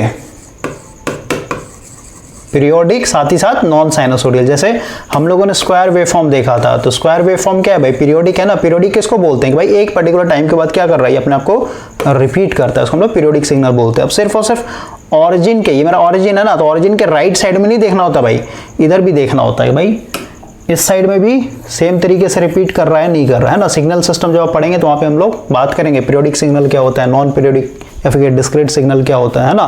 तो पीरियोडिक का बस अभी डेफिनेशन समझिए कि भाई आपका ऑरिजिन से लेफ्ट राइट दोनों तरफ हम लोग क्या होना चाहिए एक पर्टिकुलर टाइम के बाद अपना रिपीट करना चाहिए, है ना। जैसे यहाँ से लेके यहाँ तक क्या कर रहा है ये फिर से रिपीट कर रहा है भाई, तो एक यहाँ से लेके यहाँ तक क्या हो गया एक साइकिल हो गया, फिर वो अपने आप को बार बार रिपीट कर रहा है, तो उसको पीरियोडिक बोलते हैं। और नॉन साइनोसोडियल मतलब क्या, ये अपने आप में क्या है साइनोसोडियल थोड़ी ना है, या फिर कहिए ट्रायंगुलर वेवफॉर्म है ना, तो भाई ये एक तरीके से क्या है अपने आप को बार बार रिपीट कर रहा है ना, समझ गया। फिर इस तरीके से भी दिखा सकते हैं भाई हम लोग, इस तरीके से भी दिखा सकते हैं, क्लियर हुआ। तो ये सब क्या है नॉन साइनोसोडियल पीरियोडिक है। तो इसको यानी एफ टी को हम लोग ऐसे भी लिख सकते हैं ए नॉट, ठीक है ए नॉट, या फिर नोट्स के साथ सिंक्रोनाइज होता है ज़्यादा बेटर हो जाएगा भाई, है ना। और नोट्स के साथ थोड़ा सा आपको हेल्प भी होगा कैसे हम लोग को नोट्स बनाना है। तो सबसे पहले यहाँ पे आते हैं, आई होप कि आपको ये दिख रहा होगा भाई, ऐसे ब्राइटनेस थोड़ा सा हम लोग कम कर लेते हैं ताकि दिखे आपको। देखिए जो एफ टी सिग्नल है मेरा, है ना, ये जो एफ टी है भाई ये मेरा क्या होना चाहिए नॉन साइनोसोडियल और पीरियोडिक होना चाहिए, ठीक है ना। तो वही लिखा है नॉन साइनोसोडियल पीरियोडिक वेवफॉर्म या फिर कहिए signal is made up of, ये कितने चीज़ों से मिलकर के बना होता है। सबसे पहला है डीसी कंपोनेंट और दूसरा है आपका एसी कंपोनेंट, यानी दो चीज़ों से मिलकर के बना होता है भाई। कोई भी कॉम्प्लेक्स वेवफॉर्म दो चीज़ों से मिलकर बना होता है, डीसी कंपोनेंट और एसी कंपोनेंट। अब एसी कंपोनेंट में भी क्या होता है एक साइन टर्म होता है, जैसे एसी कंपोनेंट तो क्या साइनोसोडियल फंक्शन और एक होता है आपका कोसाइन फंक्शन, है ना भाई। तो एसी टर्म के अंदर दो टर्म्स होते हैं, साइन टर्म्स और कोसाइन टर्म। अब जरूरी नहीं भाई कि जितने भी कॉम्प्लेक्स वेवफॉर्म है उन सभी के अंदर ये सारे चीज प्रेजेंट हो, है ना। डीसी कंपोनेंट भी हो, एसी कंपोनेंट के अंदर साइन टर्म्स या फिर कोसाइन टर्म, जरूरी नहीं कि सारा का सारा चीज प्रेजेंट हो सकता है किसी में भाई आपका डीसी कंपोनेंट एब्सेंट हो सकता है आपका साइन टर्म एब्सेंट हो सकता है कोसाइन टर्म्स एब्सेंट हो। लेकिन फूरियर ने ये साफ साफ कह दिया भाई कि कोई भी कॉम्प्लेक्स वेवफॉर्म है तो भाई इन्हीं चीजों से मिलकर के बना हुआ होगा, यानी उसका जब आप ऑपरेशन करेंगे या फिर पोस्टमार्टम करेंगे तो भाई इसके अलावा आपको और भी कोई चीज देखने को नहीं मिलेगा। ठीक है, तो DC component, AC component, AC component भी साइन टर्म और कोसाइन टर्म, यही तीन चीज से मिलकर के बना होता है। ओके, तो अगर हम यहाँ पे इस फूरियर सीरीज के स्टेटमेंट को इक्वेशन के फॉर्म में लिखें तो ए नॉट क्योंकि कांस्टेंट है भाई, तो उसको हम लोग बोलते हैं डीसी टर्म, ये मेरा डीसी टर्म है। उसके बाद देखिए यहाँ पे है समेशन n इक्वल टू 1 से लेकर के इन्फिनिटी तक, जहाँ पे n क्या होता है, इंटीजर होता है भाई मेरा, an cos n omega naught t, ये कोसाइन टर्म आ गया ना, समझ में बात को। तो इसको हम लोग क्या बोल रहे हैं, एसी कंपोनेंट है, एसी कंपोनेंट का भी कौन सा है, ये कोसाइन टर्म है भाई, कोसाइन टर्म्स। क्लियर हुआ, an क्या है, an एक तरीके से इस कोसाइन टर्म का मैग्नीट्यूड है भाई, या फिर कोफिशिएंट है। और n जहां पे क्या है, n क्या है, ये मेरा फ्रीक्वेंसी को बताता है भाई, जैसे हम लोग लिखते हैं ना साइन ओमेगा टी, तो जो ओमेगा होते हैं क्या होता है यहाँ पे, फ्रीक्वेंसी तो होता है, तो इसके आगे 1 है, कुछ नहीं तो 1 छुपा भाई है ना, फंडामेंटल है ये। अगर 2 लग गया तो भाई सेकंड हार्मोनिक हो जाएगा, 3 हो जाए तो थर्ड हार्मोनिक हो जाएगा। क्लियर हुआ, तो an क्या है भाई, an इसका कोफिशिएंट या फिर कहीं मैग्नीट्यूड होता है, और n ओमेगा नॉट टी मतलब क्या है, फ्रीक्वेंसी को बताता है। उसी तरीके से भाई आपका समेशन n इक्वल टू 1 से लेकर के इन्फिनिटी, ये हो जाए आपका bn sine n omega not T, यानी ये वाला जो टर्म है क्या है, ये साइन टर्म है।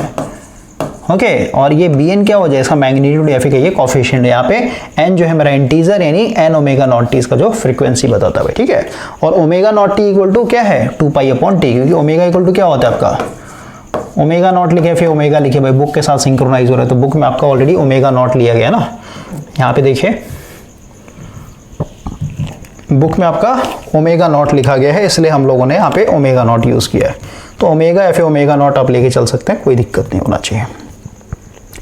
वापस से आते हैं नोट पे, तो ओमेगा इक्वल टू क्या होता है, 2 पाई एफ, और हम लोग को पता भाई एफ इक्वल टू क्या होता है, 1 बाय टी, तो एफ के जगह हम लोग वैल्यू डाल दें, क्या हो जाएगा 2 पाई बाय टी। टी जहाँ पे क्या है, टाइम पीरियड भाई, यानी आपका जो एफ टी सिग्नल है उसका टाइम पीरियड टी है। टाइम पीरियड क्या होता है, एक साइकिल बनने में जो भी समय लगे उसको हम लोग टाइम पीरियड बोलते हैं भाई। क्लियर हुआ, तो ये लिखा हुआ है।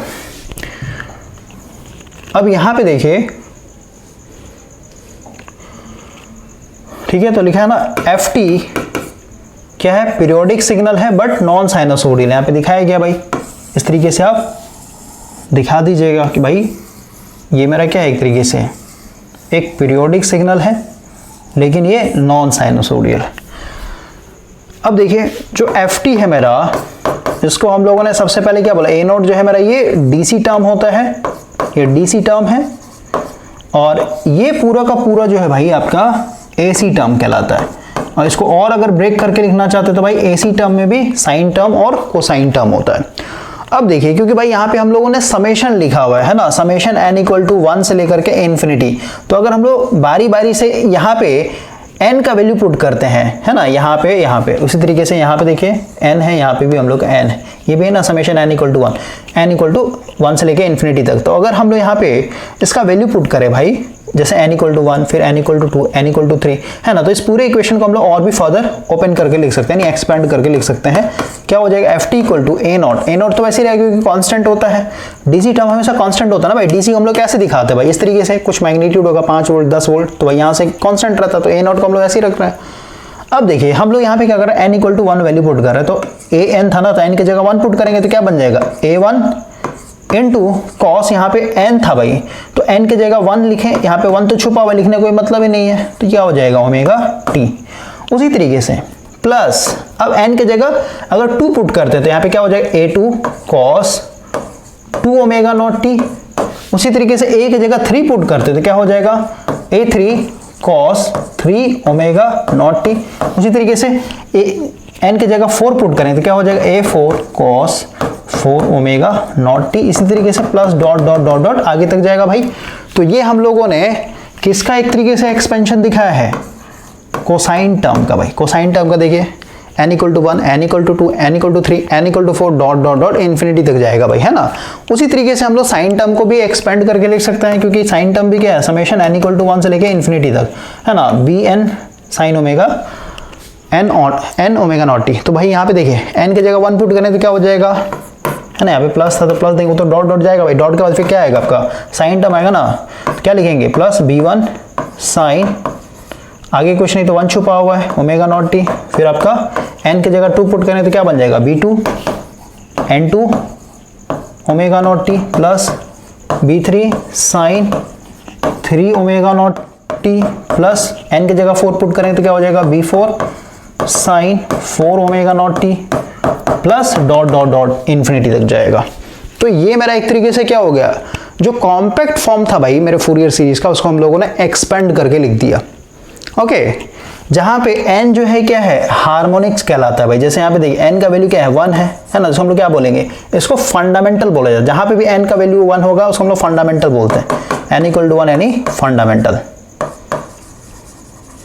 और 1 के बाद जैसे 2 है भाई तो इसको हम लोग बोलते हैं सेकंड हार्मोनिक्स, 3 है तो इसको हम लोग बोलेंगे third harmonic, fourth harmonic, fifth harmonic. फिर हार्मोनिक में भी हम लोगों ने डिवाइड किया है, जैसे जो इवन नंबर है भाई, जो इवन इंटीजर है n = 2, n = 4, n = 6, तो उसको हम लोगों ने क्या बोला है इवन हार्मोनिक्स बोला है। और जहां जहां ऑड इंटीजर आ रहा है जैसे n = 3, n = 5, n = 7, उसको हम लोग क्या बोलेंगे ऑड हार्मोनिक्स बोलते हैं। क्लियर हो गया? तो आप कह सकते हैं भाई कि मेरा जो कॉम्प्लेक्स वेव फॉर्म है वो एक तरीके से DC terms plus AC term से मिलकर के बना होता है, और एसी टर्म में भी साइन टर्म और कोसाइन टर्म्स एक तरीके से होते हैं। और उसमें भी फिर आपका जब n का वैल्यू पुट किया जा रहा है तो उसमें आपका ऑड और इवन हार्मोनिक्स एक तरीके से होता है। क्लियर हुआ? अब इसका बेस्ट एग्जांपल यहाँ पे दिखाया गया है ना, वही लिखा an जो है आपका कोफिशिएंट ऑफ nth हार्मोनिक है भाई। जो an है ना, n है ना, यहाँ पे an हो गया फिर bn हो गया, सब क्या है coefficient of nth harmonic of sine term, और उसी तरीके से bn क्या हो जाएगा coefficient of nth harmonic of, ये कोसाइन टर्म हो गया साइन टर्म हो गया भाई, bn यहाँ पे ना साइन के साथ, इसलिए bn का क्या हो जाएगा साइन टर्म्स का कोफिशिएंट है, और कॉस के साथ है तो भाई n क्या हो जाएगा कोसाइन टर्म का कोफिशिएंट है, कोई दिक्कत नहीं। अब देखिए यहाँ पे डायग्राम से समझाया गया है कि भाई ये मान लेते हैं हम लोग का फंडामेंटल है। फंडामेंटल मतलब क्या कि भाई जो एक्चुअल वेव फॉर्म होगा, जैसे मान लेते हैं स्क्वायर वेव फॉर्म को मैं दिखाता हूं यहाँ पे,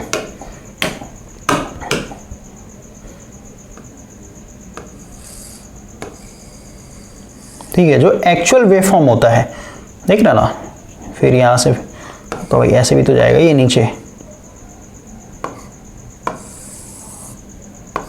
क्लियर हो रहा है? मतलब जो एक्चुअल वेव फॉर्म होगा उसी के जैसे भाई यहां से लेके यहां तक क्या हो रहा है अपना एक साइकिल कंप्लीट कर रहा है, तो ये भी तो अपना एक साइकिल कंप्लीट कर रहा है। फिर कि जो फ्रीक्वेंसी आपका एक्चुअल वेव फॉर्म का होता है वही फ्रीक्वेंसी क्या होता है फंडामेंटल का भी होता है। ठीक है, समझ में आया?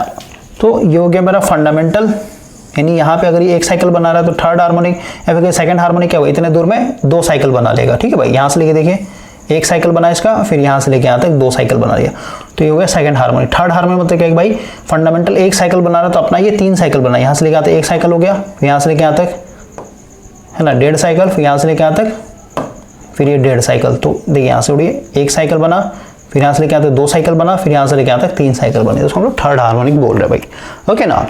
तो बुक में ऑलरेडी डायग्राम दिखाया गया है, इसको मैं दिखा दे रहा हूँ यहाँ पे। 1 मिनट, पेज ऐड करना पड़ेगा भाई।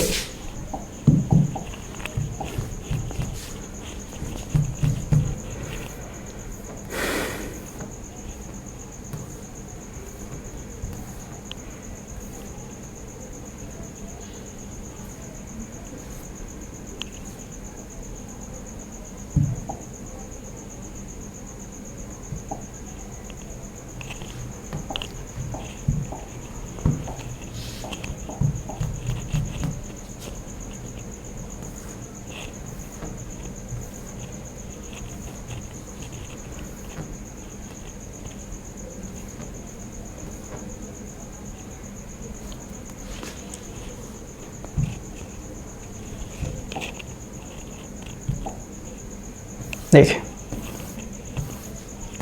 है ना, यहाँ पे ये फिगर मैंने आपको ऑलरेडी समझाया था, ये आपका फंडामेंटल हो गया। ओके, इसमें सेकंड हार्मोनिक दिखाना है तो भाई सेकंड हार्मोनिक तो क्या 2 साइकिल बनना चाहिए, तो भाई ये इसका आधा साइकिल है तो आधा साइकिल में क्या होना चाहिए 1 साइकिल बनाना चाहिए, फिर रिमेनिंग हाफ साइकिल में अपना एक और साइकिल बना, तो भाई ये इसने 2 साइकिल बना ली, 1 साइकिल और ये 2 साइकिल। उसी तरीके थर्ड हार्मोनिक की बात है तो भाई यहाँ से लेके आते 1 साइकिल बनाया इसने, फिर यहाँ से लेके यहाँ तक 2 साइकिल और फिर यहाँ से लेके यहाँ तक 3 साइकिल। ओके ना? अब हम लोग आगे आते हैं भाई। अब देखिए अगर हम लोग यहाँ पे, ठीक है हम नोट्स बाद में पढ़ते भाई, पहले आते हैं आगे। अब हम लोग को यहाँ पे इनका वैल्यू फाइंड आउट करना भाई। हम लोग का मेन यहाँ पे वैल्यू फाइंड आउट करना है कि भाई जो ए नॉट है, ए नॉट का क्या वैल्यू आएगा, ये जो आपका ए एन था, इस ए एन का क्या वैल्यू होगा और बी एन का क्या वैल्यू होगा।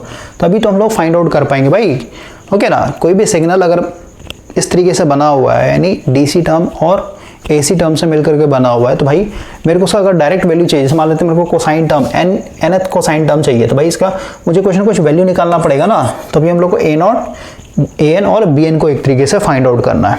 तो सबसे पहले देखिए लास्ट वाले सेशन में मैंने आपको कुछ इंपॉर्टेंट प्रॉपर्टीज बताया था कि भाई जैसे साइन ओमेगा नॉट टी को अगर आप एक साइकिल के लिए इंटीग्रेट करते हो उसका वैल्यू 0 होता है ना। तो वो सब का हम लोग यहाँ पे यूज़ करेंगे। अभी इस चीज़ को फिर से रिवाइज करवा दे रहा हूँ।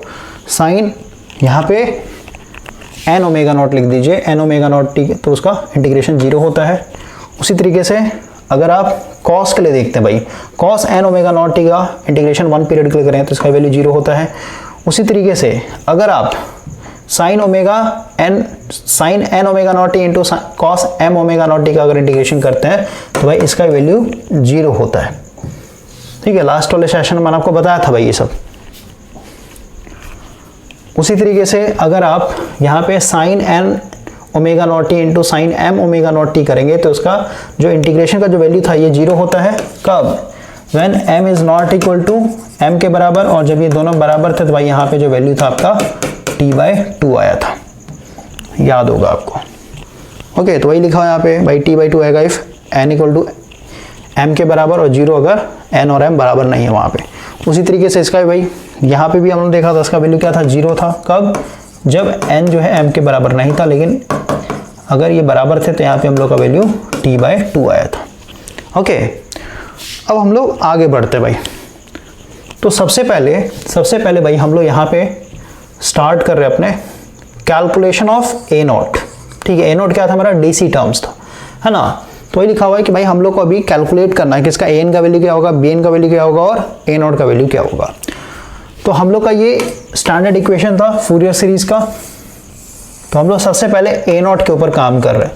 तो ए नॉट का वैल्यू फाइंड आउट करने के लिए हम लोग क्या कर रहे हैं, जो मेरा स्टैंडर्ड इक्वेशन है भाई इसको हम लोग इंटीग्रेट कर रहे हैं, लिखा ना, integrating equation 1 both side from for 1 cycle. ठीक है भाई, इस फर्स्ट इक्वेशन को इंटीग्रेट कर रहे हैं एक साइकिल के लिए। तो इधर मेरा एफ टी है, तो एफ टी को एक सेकेंड, 0 से लेकर टी तक, है ना भाई। 0 से लेकर टी करेंगे तो एक साइकिल मिलेगा ना। कोई भी सिग्नल है अगर, तो भाई यहाँ से लेके यहाँ तक टी, इसका मतलब एक साइकिल हुआ ना। ठीक है, तो उसको पकड़िए भाई, 0 से लेके टी तक जा रहे हैं, इसका मतलब 1 साइकिल की बात हो रही है यहाँ पे। उसके बाद इधर अगर आप देखते हैं तो भाई इधर क्या था, ए नॉट था, तो ए नॉट वैसे रहेगा, 0 से लेके टी तक टाइम के रेस्पेक्ट में इंटीग्रेट कर रहे हैं। प्लस यहाँ पे देखिए समेशन n इक्वल टू 1 से लेके इन्फिनिटी, है ना भाई। तो ये तो कांस्टेंट था, इसको बाहर ले लिया, अंदर में क्या बचा आपका, क्योंकि टाइम के रेस्पेक्ट में कांस्टेंट हो जाएगा ना, तो जो बचेगा उसको हम लोग एक साइकिल के लिए इंटीग्रेट करते हैं। यहाँ पे cos n omega not t, तो cos n omega not t dt कर दिया हम लोगों ने। फिर प्लस है तो प्लस दे दिया हम लोगों ने। अब इसका इंटीग्रेशन करेंगे 1 पीरियड के लिए, यानी यहाँ पे देखिए प्लस है ना, प्लस फिर यहाँ पे स्पेस नहीं था तो यहाँ पे लिखा गया समेशन n इक्वल टू 1 से लेके इन्फिनिटी, ये bn मेरा बाहर आ जाएगा और ये क्या हो जाएगा आपका 0 से लेकर t sine n omega naught t into d t. अब लास्ट वाले सेशन भाई मैंने आपको ऑलरेडी बता दिया था कि भाई अगर cos n omega not t का टाइम के रेस्पेक्ट में एक पीरियड के लिए इंटीग्रेशन करेंगे तो उसका वैल्यू क्या होता है, 0 आता है ना, यानी ये खत्म हो जाएगा यहाँ से। इसका भी अगर आप इंटीग्रेशन करेंगे एक पीरियड के लिए तो भी भाई 0 हो जाएगा। इसका मतलब क्या बचेगा, क्या इधर से बचा ये F T D T, integration 0 से लेकर टी इक्वल टू यहाँ पे क्या बचेगा, a not into d t. Clear हुआ। अब अगर हम लोग यहाँ पे देखें तो भाई देखिए ए नॉट मेरा कांस्टेंट है क्योंकि टाइम के रेस्पेक्ट में कर रहे हैं, तो ए नॉट तो अपने आप में कांस्टेंट वैल्यू तो बाहर आ जाएगा। ए नॉट को हम लोगों ने बाहर ले लिया, यहाँ पे क्या बचेगा, इंटीग्रेशन 0 से लेकर टी डी टी, और डी टी आएगा कुछ नहीं तो 1 छुपा भाई, और 1 को हम लोग यहाँ पे देखिए इंटीग्रेशन करके बता रहा हूँ, डी टी तो आएगा कुछ नहीं तो 1 छुपा, तो हम लोग ऐसा लिख सकते हैं इंटीग्रेशन 0 से लेकर टी का पावर 0, क्योंकि भाई किसी चीज़ का पावर 0 होता है 1 के बाद, तो 1 को हम लोग ऐसे लिख सकते हैं ना, टी का पावर 0 इंटू डी टी, क्या हो जाए आपका इंटीग्रेशन 0 से लेकर टी, इसका भाई 0 + 1 और ऊपर वाला जो होता है वैल्यू नीचे आ जाता है 0 + 1।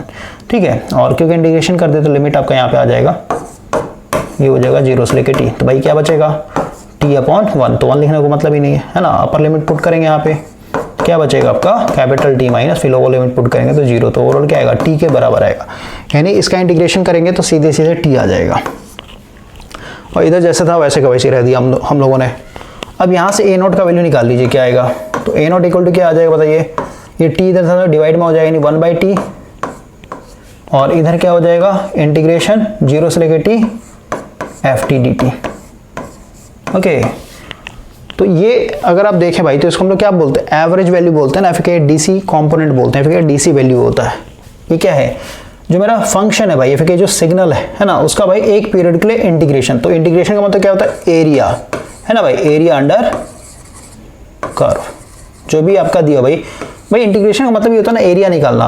तो अगर मान लेते हैं मेरे पास कुछ इस तरीके का कोई सिग्नल है भाई, है ना, तो इसका अगर आप इंटीग्रेशन कर रहे हैं 1 पीरियड के लिए, तो भाई क्या मिलेगा, एरिया ही तो मिलेगा ये वाला, क्योंकि यहाँ से फिर अपने आप को रिपीट कर रहा है ना, फिर ऐसे दिखा देते हैं हम लोग, ठीक है, कुछ इस तरीके का हम लोग के पास फंक्शन है। तो भाई एक पीरियड के लिए अगर आप इंटीग्रेट करें तो एरिया मिलेगा एक तरीके से। अब क्योंकि भाई जितना पॉजिटिव होता है नेगेटिव, तो एरिया यहाँ पे 0 आएगा, समझ रहे बात को। लेकिन आप समझिए भाई ये क्या बता रहे हैं, एरिया को बताता है, और एरिया को फिर हम लोगों ने क्या किया, एक पर्टिकुलर टाइम पीरियड से डिवाइड कर दिया। तो सीधी सी बात है, टोटल एरिया निकाल कर टोटल टाइम से डिवाइड कर दे, क्या मिलता है, एवरेज मिलता है ना।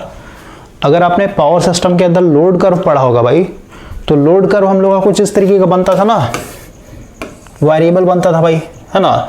और अगर आप इसको सिंपल फॉर्म में देखें तो कुछ इस तरीके का कहीं कहीं बनता था। क्लियर हुआ। तो भाई यहाँ से लेके यहाँ तक क्या हो जाए, पूरा एक रेक्टेंगल बन गया है, फिर ये एक रेक्टेंगल बन गया, फिर एक ट्रायंगल बन गया। तो यहाँ पे एरिया निकालते थे ना भाई, तो एरिया क्या था, यहाँ पे नीचे टाइम होता था, ऊपर में पावर होता था, टाइम 24 आवर या फिर 12 आवर, है ना, फिर कई मंथ का या फिर ईयर का दिखाता था, ऊपर में पावर होता था वाई एक्सिस पे। तो एरिया निकालने में तो क्या, दोनों का मल्टीप्लिकेशन कर रहे हैं, है ना, पावर इंटू टाइम यानी एनर्जी बनता था हम लोग का।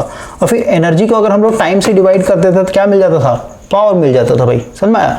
तो वही चीज़ यहाँ पे भी कर रहा है भाई कि ये हमारा एक एरिया को बता रहा है, ठीक है, एरिया अंडर 1 पीरियड, और उसको फिर हम लोग फर्दर टाइम से डिवाइड कर रहे हैं, तो क्या मिल जाएगा आपका, ये एवरेज मिल जाएगा। और एवरेज वैल्यू को हम लोग क्या बोलते हैं, डीसी बोलते हैं भाई। क्लियर हो गया। तो ए नॉट का वैल्यू मेरा ये रहेगा, हमेशा आपको ध्यान देना है। आगे बढ़ते हैं, तो ये, और इसको फिर हम लोगों ने फर्दर मॉडिफाई करके लिखा है, किसी किसी बुक में भाई ऐसे भी लिखा रहता है, ए नॉट इक्वल टू 1/t, यहाँ पे -t/2 से लेकर के t/2। अब बोलिए ऐसे कैसे, तो भाई देखिए कोई भी पीरियोडिक सिग्नल है, जैसे मान लेते हैं इस तरीके का हम लोग पास सिग्नल है, ए वाले लेते हैं स्क्वायर वेव फॉर्म, है ना, तो इसका इधर भी हो जाएगा ना इस तरीके से। तो आप देखिए अगर आप इंटीग्रेशन कर रहे हैं 0 से लेकर t, मान लेते भाई, है ना, यहाँ से लेके चलते हैं, यहाँ से ऐसे चला, फिर यहाँ पे ये अपने आप को फिर रिपीट करना स्टार्ट करते हैं, यहाँ से लेके आते क्या इसका टाइम है, यानी 0 से लेकर t तक चला। तो भाई इसको मैं ऐसे भी तो लिख सकता हूँ, इधर अगर आप स्टार्ट करते हैं, क्योंकि भाई देखिए ये मेरा 0 है, इसको 1 मान लेते हैं, या फिर ऐसे देखिए ना, ये 0 है, यहाँ पे t है, तो ये बीच वाला सेंटर क्या हो जाएगा, आधा हो जाएगा, t/2 हो जाएगा ना, समझे। तो यहाँ से यहाँ तक भी तो काउंट कर सकते हैं भाई। तो ये क्या हो जाएगा, यहाँ पे अगर हम लोग ले रहे हैं इसको क्या बोलेंगे, -t/2 से लेकर के यहाँ पे आएगा क्या हो जाएगा, t/2। तो यहाँ से लेकर यहाँ तक चलेंगे तो अभी भी तो भाई मेरा एक ही साइकिल हुआ ना, समझ गए। तो हम लोग 0 से लेकर t तक लिखे या फिर -t/2 से t/2 तक लिखे, तो भाई दोनों केस में क्या आ रहा है, एक ही पीरियड तो आ रहा है आपका। तो लिखने का भाई तरीका होता है, इसमें आपको कन्फ्यूज नहीं होना है। क्लियर हुआ।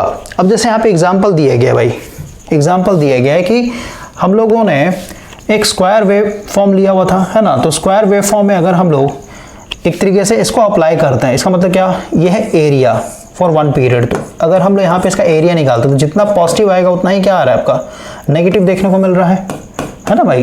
इसका मतलब क्या हुआ आपका भाई, ये 0 आएगा, एरिया अंडर 1 कर्व, या फिर 1 टाइम पीरियड क्या होगा, या फिर 1 पीरियड क्या होगा 0, और फिर 0 को t से डिवाइड तो ओवरऑल 0 ही आएगा, है ना। तो एवरेज वैल्यू क्या आ गया, 0 आ गया। इसका मतलब क्या है कि भाई ये जो मेरा स्क्वायर वेव फॉर्म है, जिसको हम लोग कॉम्प्लेक्स वेव फॉर्म बोल रहे हैं, इसके अंदर जो डीसी टर्म है वो एब्सेंट है, वो प्रेजेंट है ही नहीं। तो वही लिखा हुआ है, that is no DC component present in the square wave form.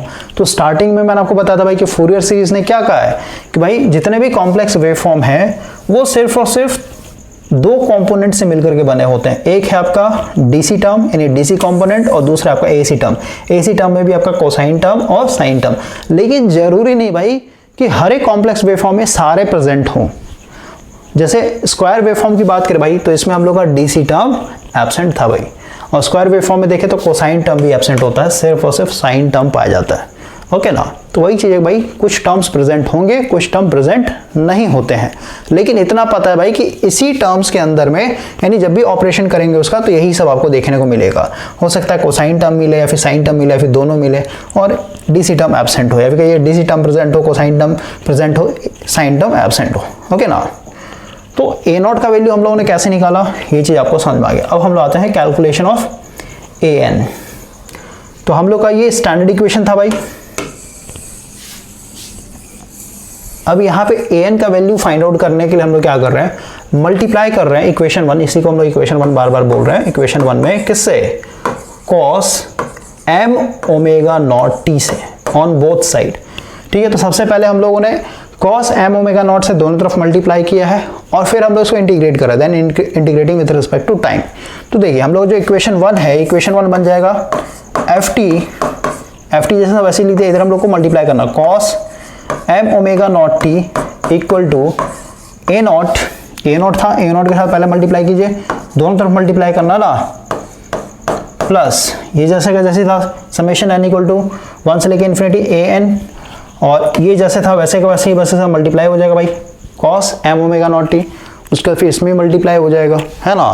तो समेशन एन इक्वल टू 1 से लेके infinity b n sine n omega not t into cos m omega not t, कोई दिक्कत नहीं।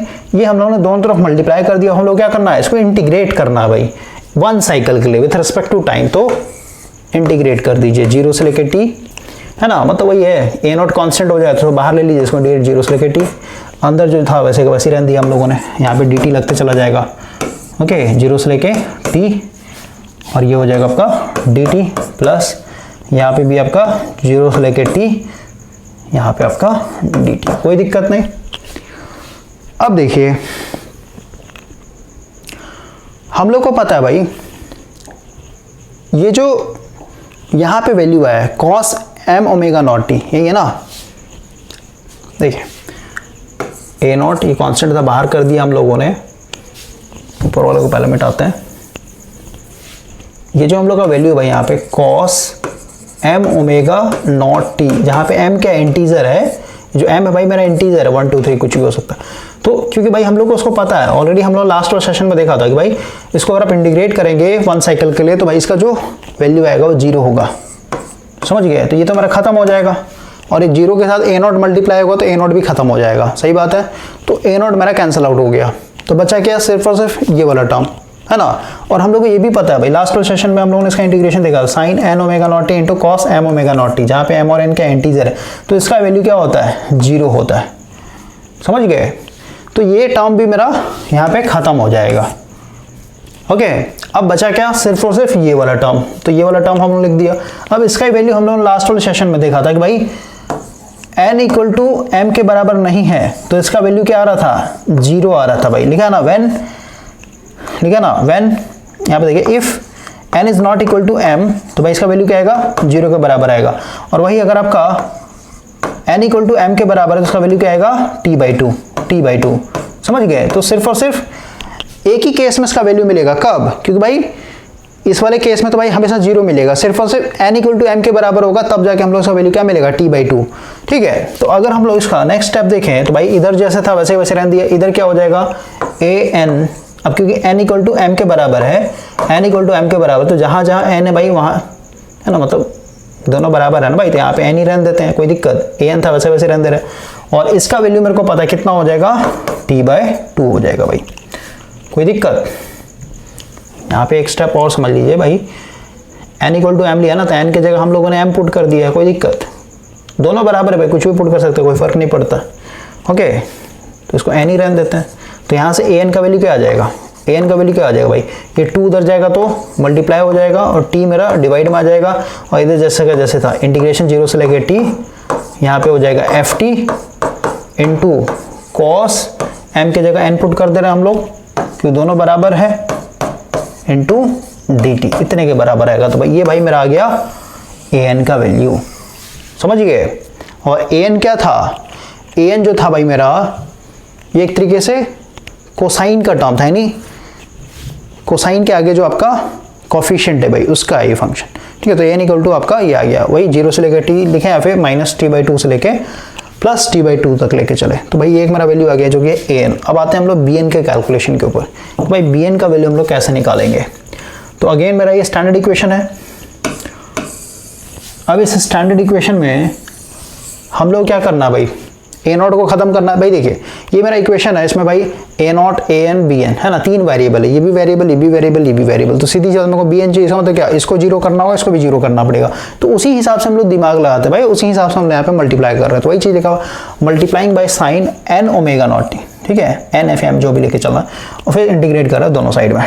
तो इस बार क्या हो जाएगा भाई, सबसे पहले हम लोगों ने एम है, ये एम, ठीक है, मल्टीप्लाई किया दोनों साइड में sine m omega not t, और इधर आपका देखिए सब जगह ये डीसी टर्म था ए नॉट के साथ मल्टीप्लाई कर दिया, फिर आपको यहाँ पे भी देखिए मल्टीप्लाई किया और यहाँ पे मल्टीप्लाई किया। अब इसको क्या करेंगे, इंटीग्रेट करेंगे भाई, है ना, विद रिस्पेक्ट टू टाइम और 1 पीरियड के लिए, 0 से लेके टी, ये मेरा हो गया। फिर इधर देखिए इसको भी इंटीग्रेट कर दिया हम लोगों ने 0 से लेके टी, फिर इसको भी हम लोगों ने इंटीग्रेट कर दिया। अब यहाँ पे देखिए हम लोग को पता है इसका अगर आप इंटीग्रेशन करेंगे तो 0 मिलेगा भाई, ठीक है, 0 हो गया, नहीं पूरा टर्म खत्म हो गया।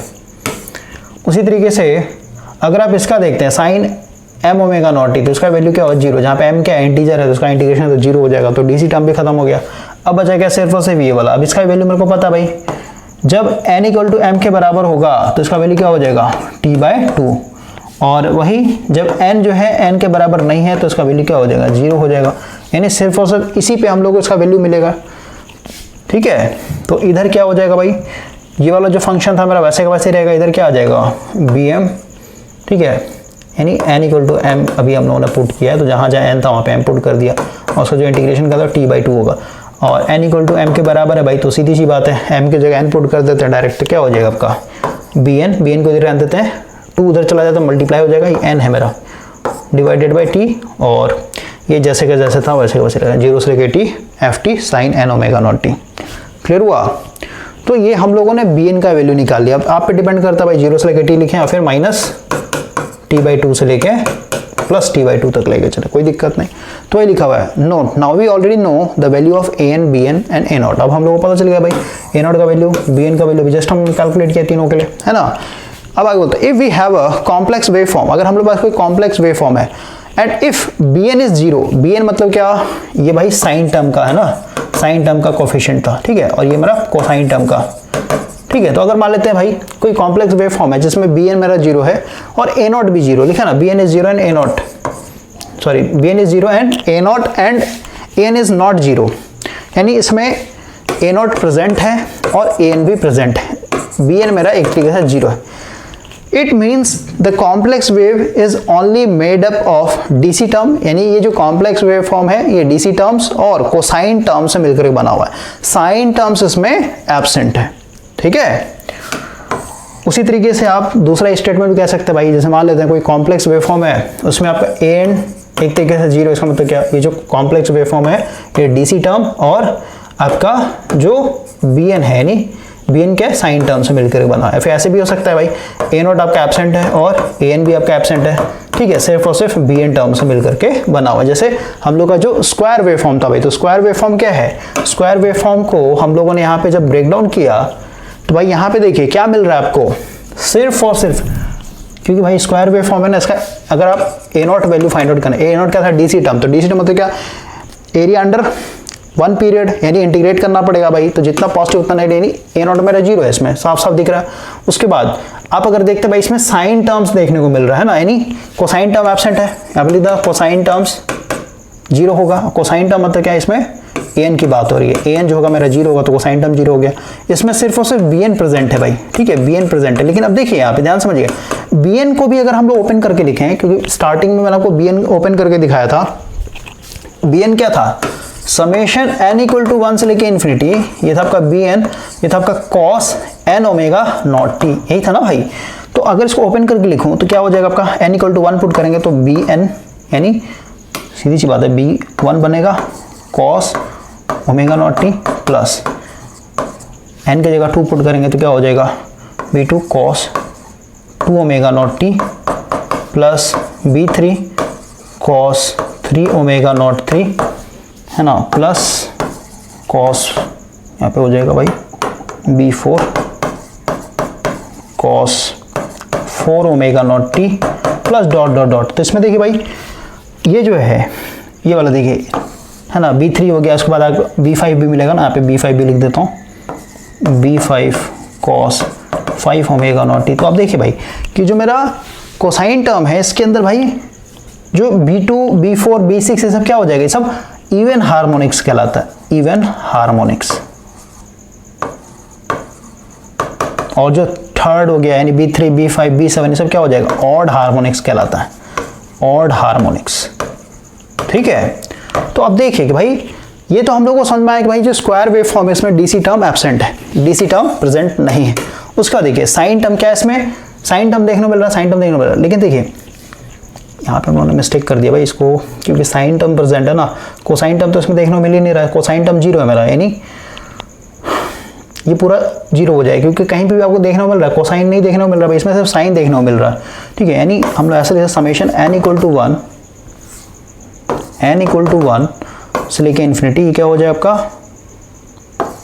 an, यहाँ पे सब उल्टा पुल्टा हो गया भाई, इसको आप साइन टर्म मान लीजिए, साइन मान लीजिए, क्योंकि bn साइन का कोफिशिएंट था, इसको साइन कर लीजिए आप। ठीक है, ये सारे साइन है एक तरीके से, साइन, ठीक है ना, ये सारे साइन है भाई, ये भी साइन है।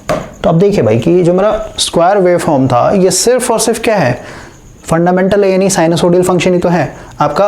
आप देखिए इसमें भाई ये मेरा क्या है, थर्ड हार्मोनिक है। ठीक है, इसी तरीके से यानी आप कह सकते हैं भाई कि जो साइन टर्म प्रेजेंट है उसमें भी क्या है, सिर्फ और सिर्फ ऑड हार्मोनिक्स प्रेजेंट है भाई, इवन प्रेजेंट है क्या, नहीं भाई, सेकंड हार्मोनिक्स में है नहीं, फोर्थ हार्मोनिक भी नहीं मिलेगा, सिक्स्थ हार्मोनिक भी नहीं मिलेगा। यानी अब देखिए भाई इसमें साइन टर्म तो प्रेजेंट है, साइन टर्म तो प्रेजेंट है, लेकिन साइन में भी देखिए सिर्फ और सिर्फ ऑड वाला एक तरीके से, यानी ऑड हार्मोनिक एक तरीके से प्रेजेंट है। तो आप कह सकते हैं भाई कि जो स्क्वायर वेव फॉर्म है इसमें डीसी टर्म एब्सेंट है। ठीक है, एसी टर्म में जो कोसाइन टर्म है, जो कोसाइन टर्म है भाई ये भी पूरा का पूरा एब्सेंट है, और जो साइन टर्म है, साइन टर्म्स ये प्रेजेंट है, लेकिन साइन में भी कौन सा, सिर्फ और सिर्फ ऑड हार्मोनिक्स। ठीक है, सिर्फ और सिर्फ ऑड हार्मोनिक प्रेजेंट है, नहीं आप कह सकते हैं जो स्क्वायर वेवफॉर्म होता है सिर्फ और सिर्फ ऑड साइनसोडियल हार्मोनिक से मिलकर के बना होता है। क्लियर हुआ?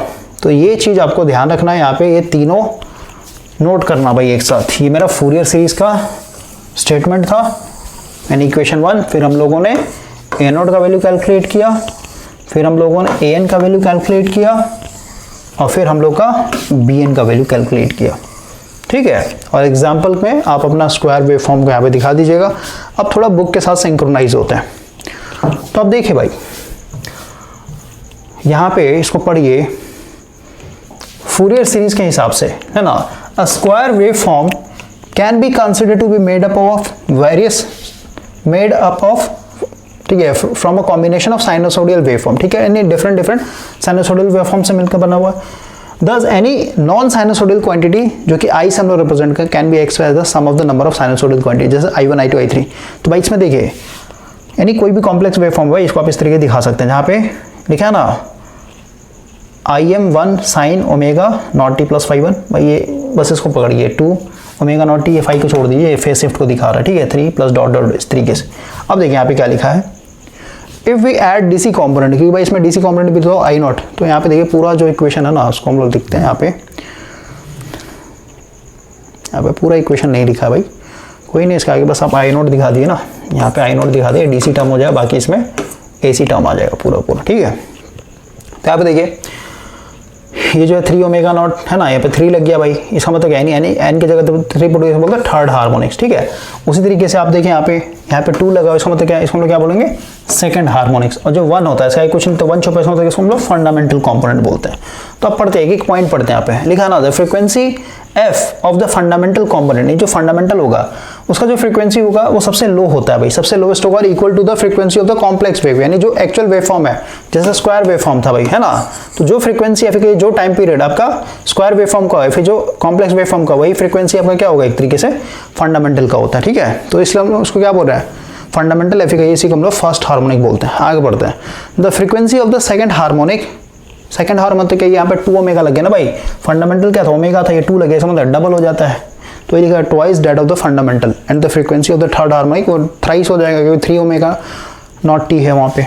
ओके, फिफ्थ का होगा, फोर्थ का होगा तो भाई 4 गुना ज़्यादा, फिफ्थ का मतलब 5 गुना ज़्यादा। ओके, लिखा the component of frequency f, 3f, 5f, 80 are called odd harmonic.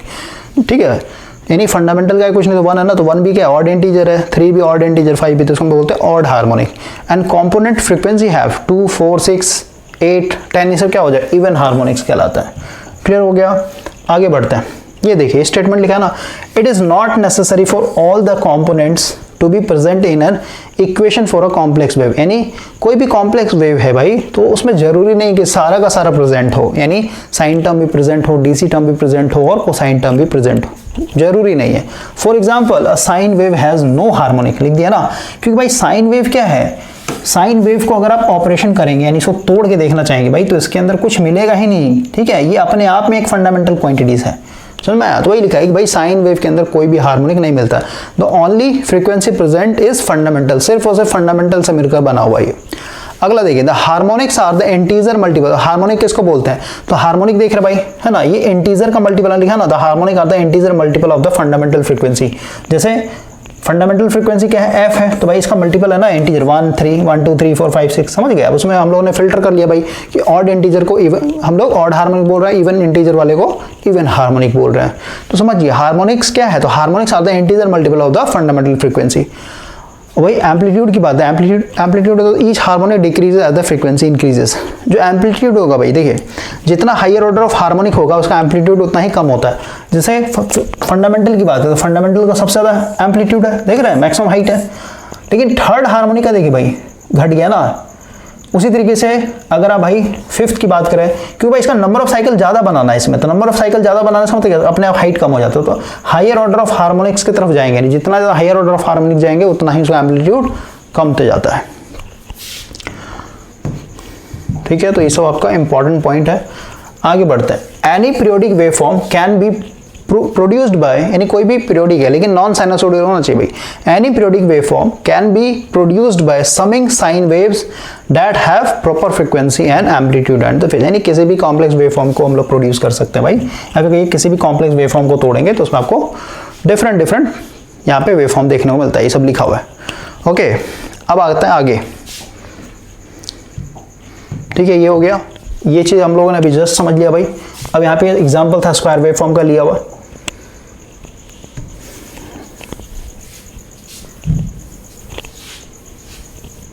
देखिए इसमें हम लोग पढ़ते हैं थोड़ा सा। ठीक है, any variation from a pure sine wave produces harmonic. ठीक है, a non sinusoidal wave is composed of fundamental, यानी जो भी नॉन साइनोसोडियल मतलब क्या, कॉम्प्लेक्स वेव। तो कॉम्प्लेक्स वेव क्या होता है, फंडामेंटल एंड द हार्मोनिक से मिलकर के बने होते हैं। Some types of wave have only odd harmonic, यानी किसी कॉम्प्लेक्स वेव फॉर्म में सिर्फ ऑड हार्मोनिक देखने को मिलेगा, जैसे स्क्वायर वेव फॉर्म हो गया है ना, इसमें सिर्फ ऑड हार्मोनिक्स देखने को मिल रहा है। Some have only even harmonics and some contain both. Generally only the fundamental and the first few harmonics are the significant importance and determine the wave shape of the wave. यानी starting का ही हम लोग लेते हैं भाई, ठीक है ना, ज़्यादा हायर ऑर्डर ऑफ हार्मोनिक पे नहीं जाएंगे, क्योंकि फिर उसको ऐड करना कॉम्प्लिकेटेड हो जाएगा ना हम लोग को। तो सिर्फ स्टार्टिंग जैसे फंडामेंटल थर्ड हार्मोनिक ऐड किया तो भाई क्या देख रहा है, ये स्क्वायर वेव फॉर्म का शेप लेना स्टार्ट कर दिया। तो ये सब आपका लिखा हुआ है, यानी स्टार्टिंग का जो भाई हार्मोनिक्स है, फ्यू हार्मोनिक्स हम लोग के लिए इंपॉर्टेंट होता है। ओके, तो ये चीज़ आपका क्लियर हो गया होगा भाई। अब यहाँ पे देखिए RMS value of the complex wave, यानी इस तरीके का कॉम्प्लेक्स वेव भाई, तो उसका आरएमएस वैल्यू हम लोग कैसे निकालते हैं। तो अब देखिए भाई, जो मेरा कॉम्प्लेक्स वेव फॉर्म है क्या है, डीसी टर्म से मिलकर बना होगा और आपका एसी टर्म से मिलकर के बना हो। तो मान लेते हैं हम लोग का लिखा ना यहाँ पे, when a voltage has a complex wave form, यानी एक वोल्टेज है, मान लेते हैं हम लोग स्क्वायर वेव फॉर्म का, यानी स्क्वायर वेव शेप का भाई वोल्टेज है। ओके, तो अगर हमने यहाँ पे देखें, the total average power is the arithmetic sum of the average power developed by the voltage and the current of like frequency. ये भी एक इंपॉर्टेंट लाइन है भाई। जैसे आपके पास अगर ये वोल्टेज है ना, इस तरीके का वोल्टेज है भाई, तो आपको पता है कि भाई इसके अंदर ऑड हार्मोनिक्स एक तरीके से है, और ऑड में भी क्या फंडामेंटल होगा, थर्ड होगा, फिफ्थ होगा। तो इसने बोल दिया कि भाई हर एक कंपोनेंट से, जैसे जो फंडामेंटल है, तो फंडामेंटल मतलब क्या है कि भाई उसका अलग फ्रीक्वेंसी है, थर्ड का मतलब क्या है उसका अलग फ्रीक्वेंसी है, यानी फंडामेंटल का 3 गुना ज़्यादा भाई। उसी तरीके से फिफ्थ का मतलब क्या, फंडामेंटल से 5 गुना ज़्यादा है। तो इसने कहा भाई कि हर एक कंपोनेंट जो है अपना अलग अलग पावर लेकर के आएगा। जैसे फंडामेंटल के चलते अलग अपना पावर बनेगा, थर्ड हार्मोनिक के चलते अलग पावर बनेगा, फिफ्थ के चलते अलग बनेगा, और फिर लास्ट में सारा का सारा क्या होता है, अर्थमेटिक सम होता है। ठीक है, तो अलग अलग, यानी कहने मतलब क्या है, फ्रीक्वेंसी कभी भी मर्ज नहीं होता भाई, अलग अलग फ्रीक्वेंसी का अलग अलग पावर बनेगा और सारे के सारे पावर क्या होंगे, लास्ट में ऐड होते हैं। तो वही लिखा होता है, the total average power is the arithmetic sum of the average power develop by the voltage and current of the like frequency. ठीक है, यानी फंडामेंटल वोल्टेज से जो फंडामेंटल करंट आएगा भाई, उनके चलते जो पावर होगा हम लोग बोले फंडामेंटल पावर। ठीक है, उसी तरीके से थर्ड हार्मोनिक वोल्टेज चलते हैं, जो थर्ड हार्मोनिक करंट फ्लो होगा उसके चलते जो पावर आएगा उसको बोलते हैं थर्ड हार्मोनिक के चलते जो पावर आए। ठीक है, तो सारा का सारा पावर लास्ट में जुड़ेगा।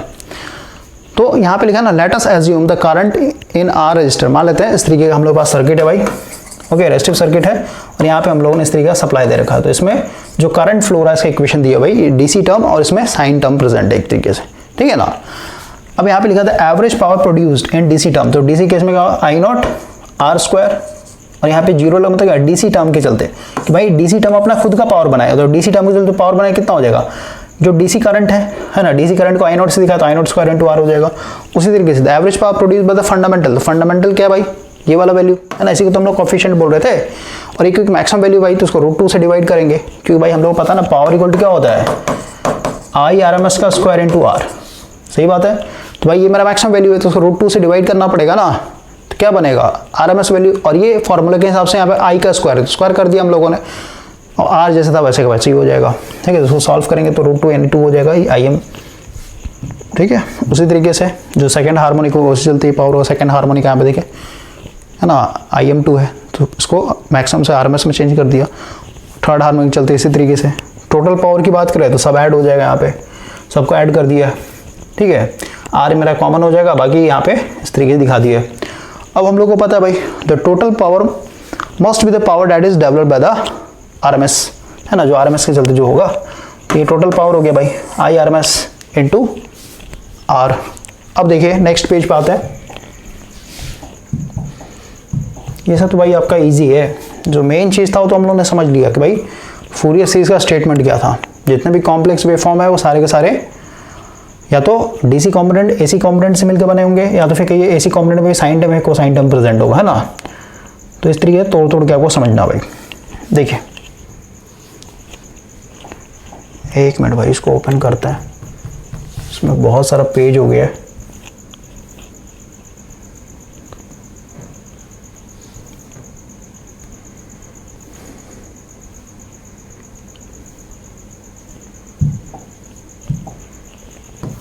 देखिए अभी जो हम लोगों ने पढ़ा भाई कि जो टोटल पावर है कितने के बराबर होगा, आई आर एम एस का स्क्वायर इंटू आर के बराबर, है ना। और हम लोगों ने टोटल पावर ऑलरेडी कैलकुलेट किया अभी जस्ट,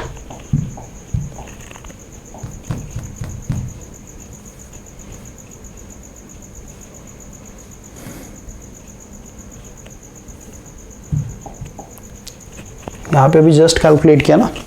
टोटल पावर क्या है, डीसी के चलते, फंडामेंटल के चलते, फिर आपका सेकंड हार्मोनिक, थर्ड हार्मोनिक चलते हैं। आर कॉमन लिए तो मेरे टोटल पावर आता है ना। टोटल पावर का फॉर्मूला ये है।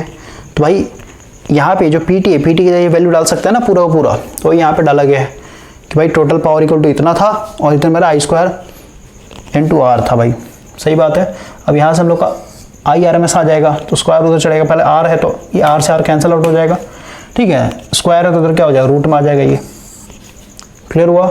अब इसमें देखिए फर्दर मॉडिफिकेशन किया। मान लेते हैं I1 I2 I3 जो है मेरा आरएमएस वैल्यू है किसका, फंडामेंटल का, ठीक है, सेकंड हार्मोनिक, थर्ड हार्मोनिक का।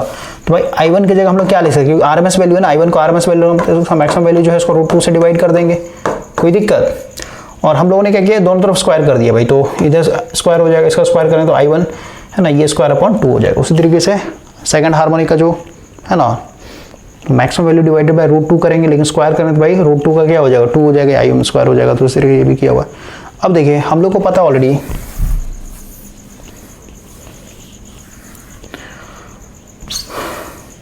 हम लोग को पता है भाई, यहाँ पे अगर आप ध्यान से देखते हैं तो ये तो वैल्यू है, ठीक है। तो इस पूरे टर्म को क्या लिख सकते हैं, I1 पुट कर सकते हैं।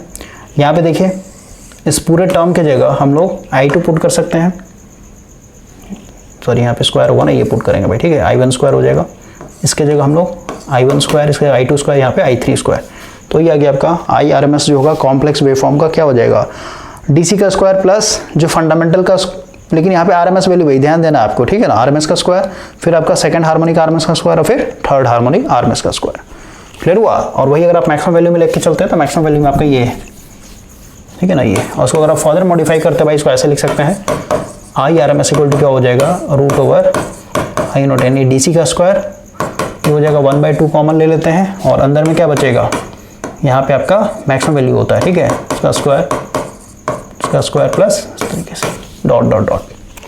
ओके, तो ये भी लेके चल सकते हैं, ये भी लेके चल सकते हैं भाई, बस आपको ध्यान देखना है कि RMS में या फिर मैक्सिमम वैल्यू में। उसी तरीके से अगर आपका कोई वोल्टेज है तो वोल्टेज का भाई अगर हम लोग निकालना चाहे तो क्या हो जाए, इसी के हिसाब से हम लोग लिख सकते हैं DC वोल्टेज का स्क्वायर, फिर आपका फंडामेंटल, फिर second harmonic, third harmonic. Okay, तो आई होप कि ये चीज़ समझ में आएगा भाई।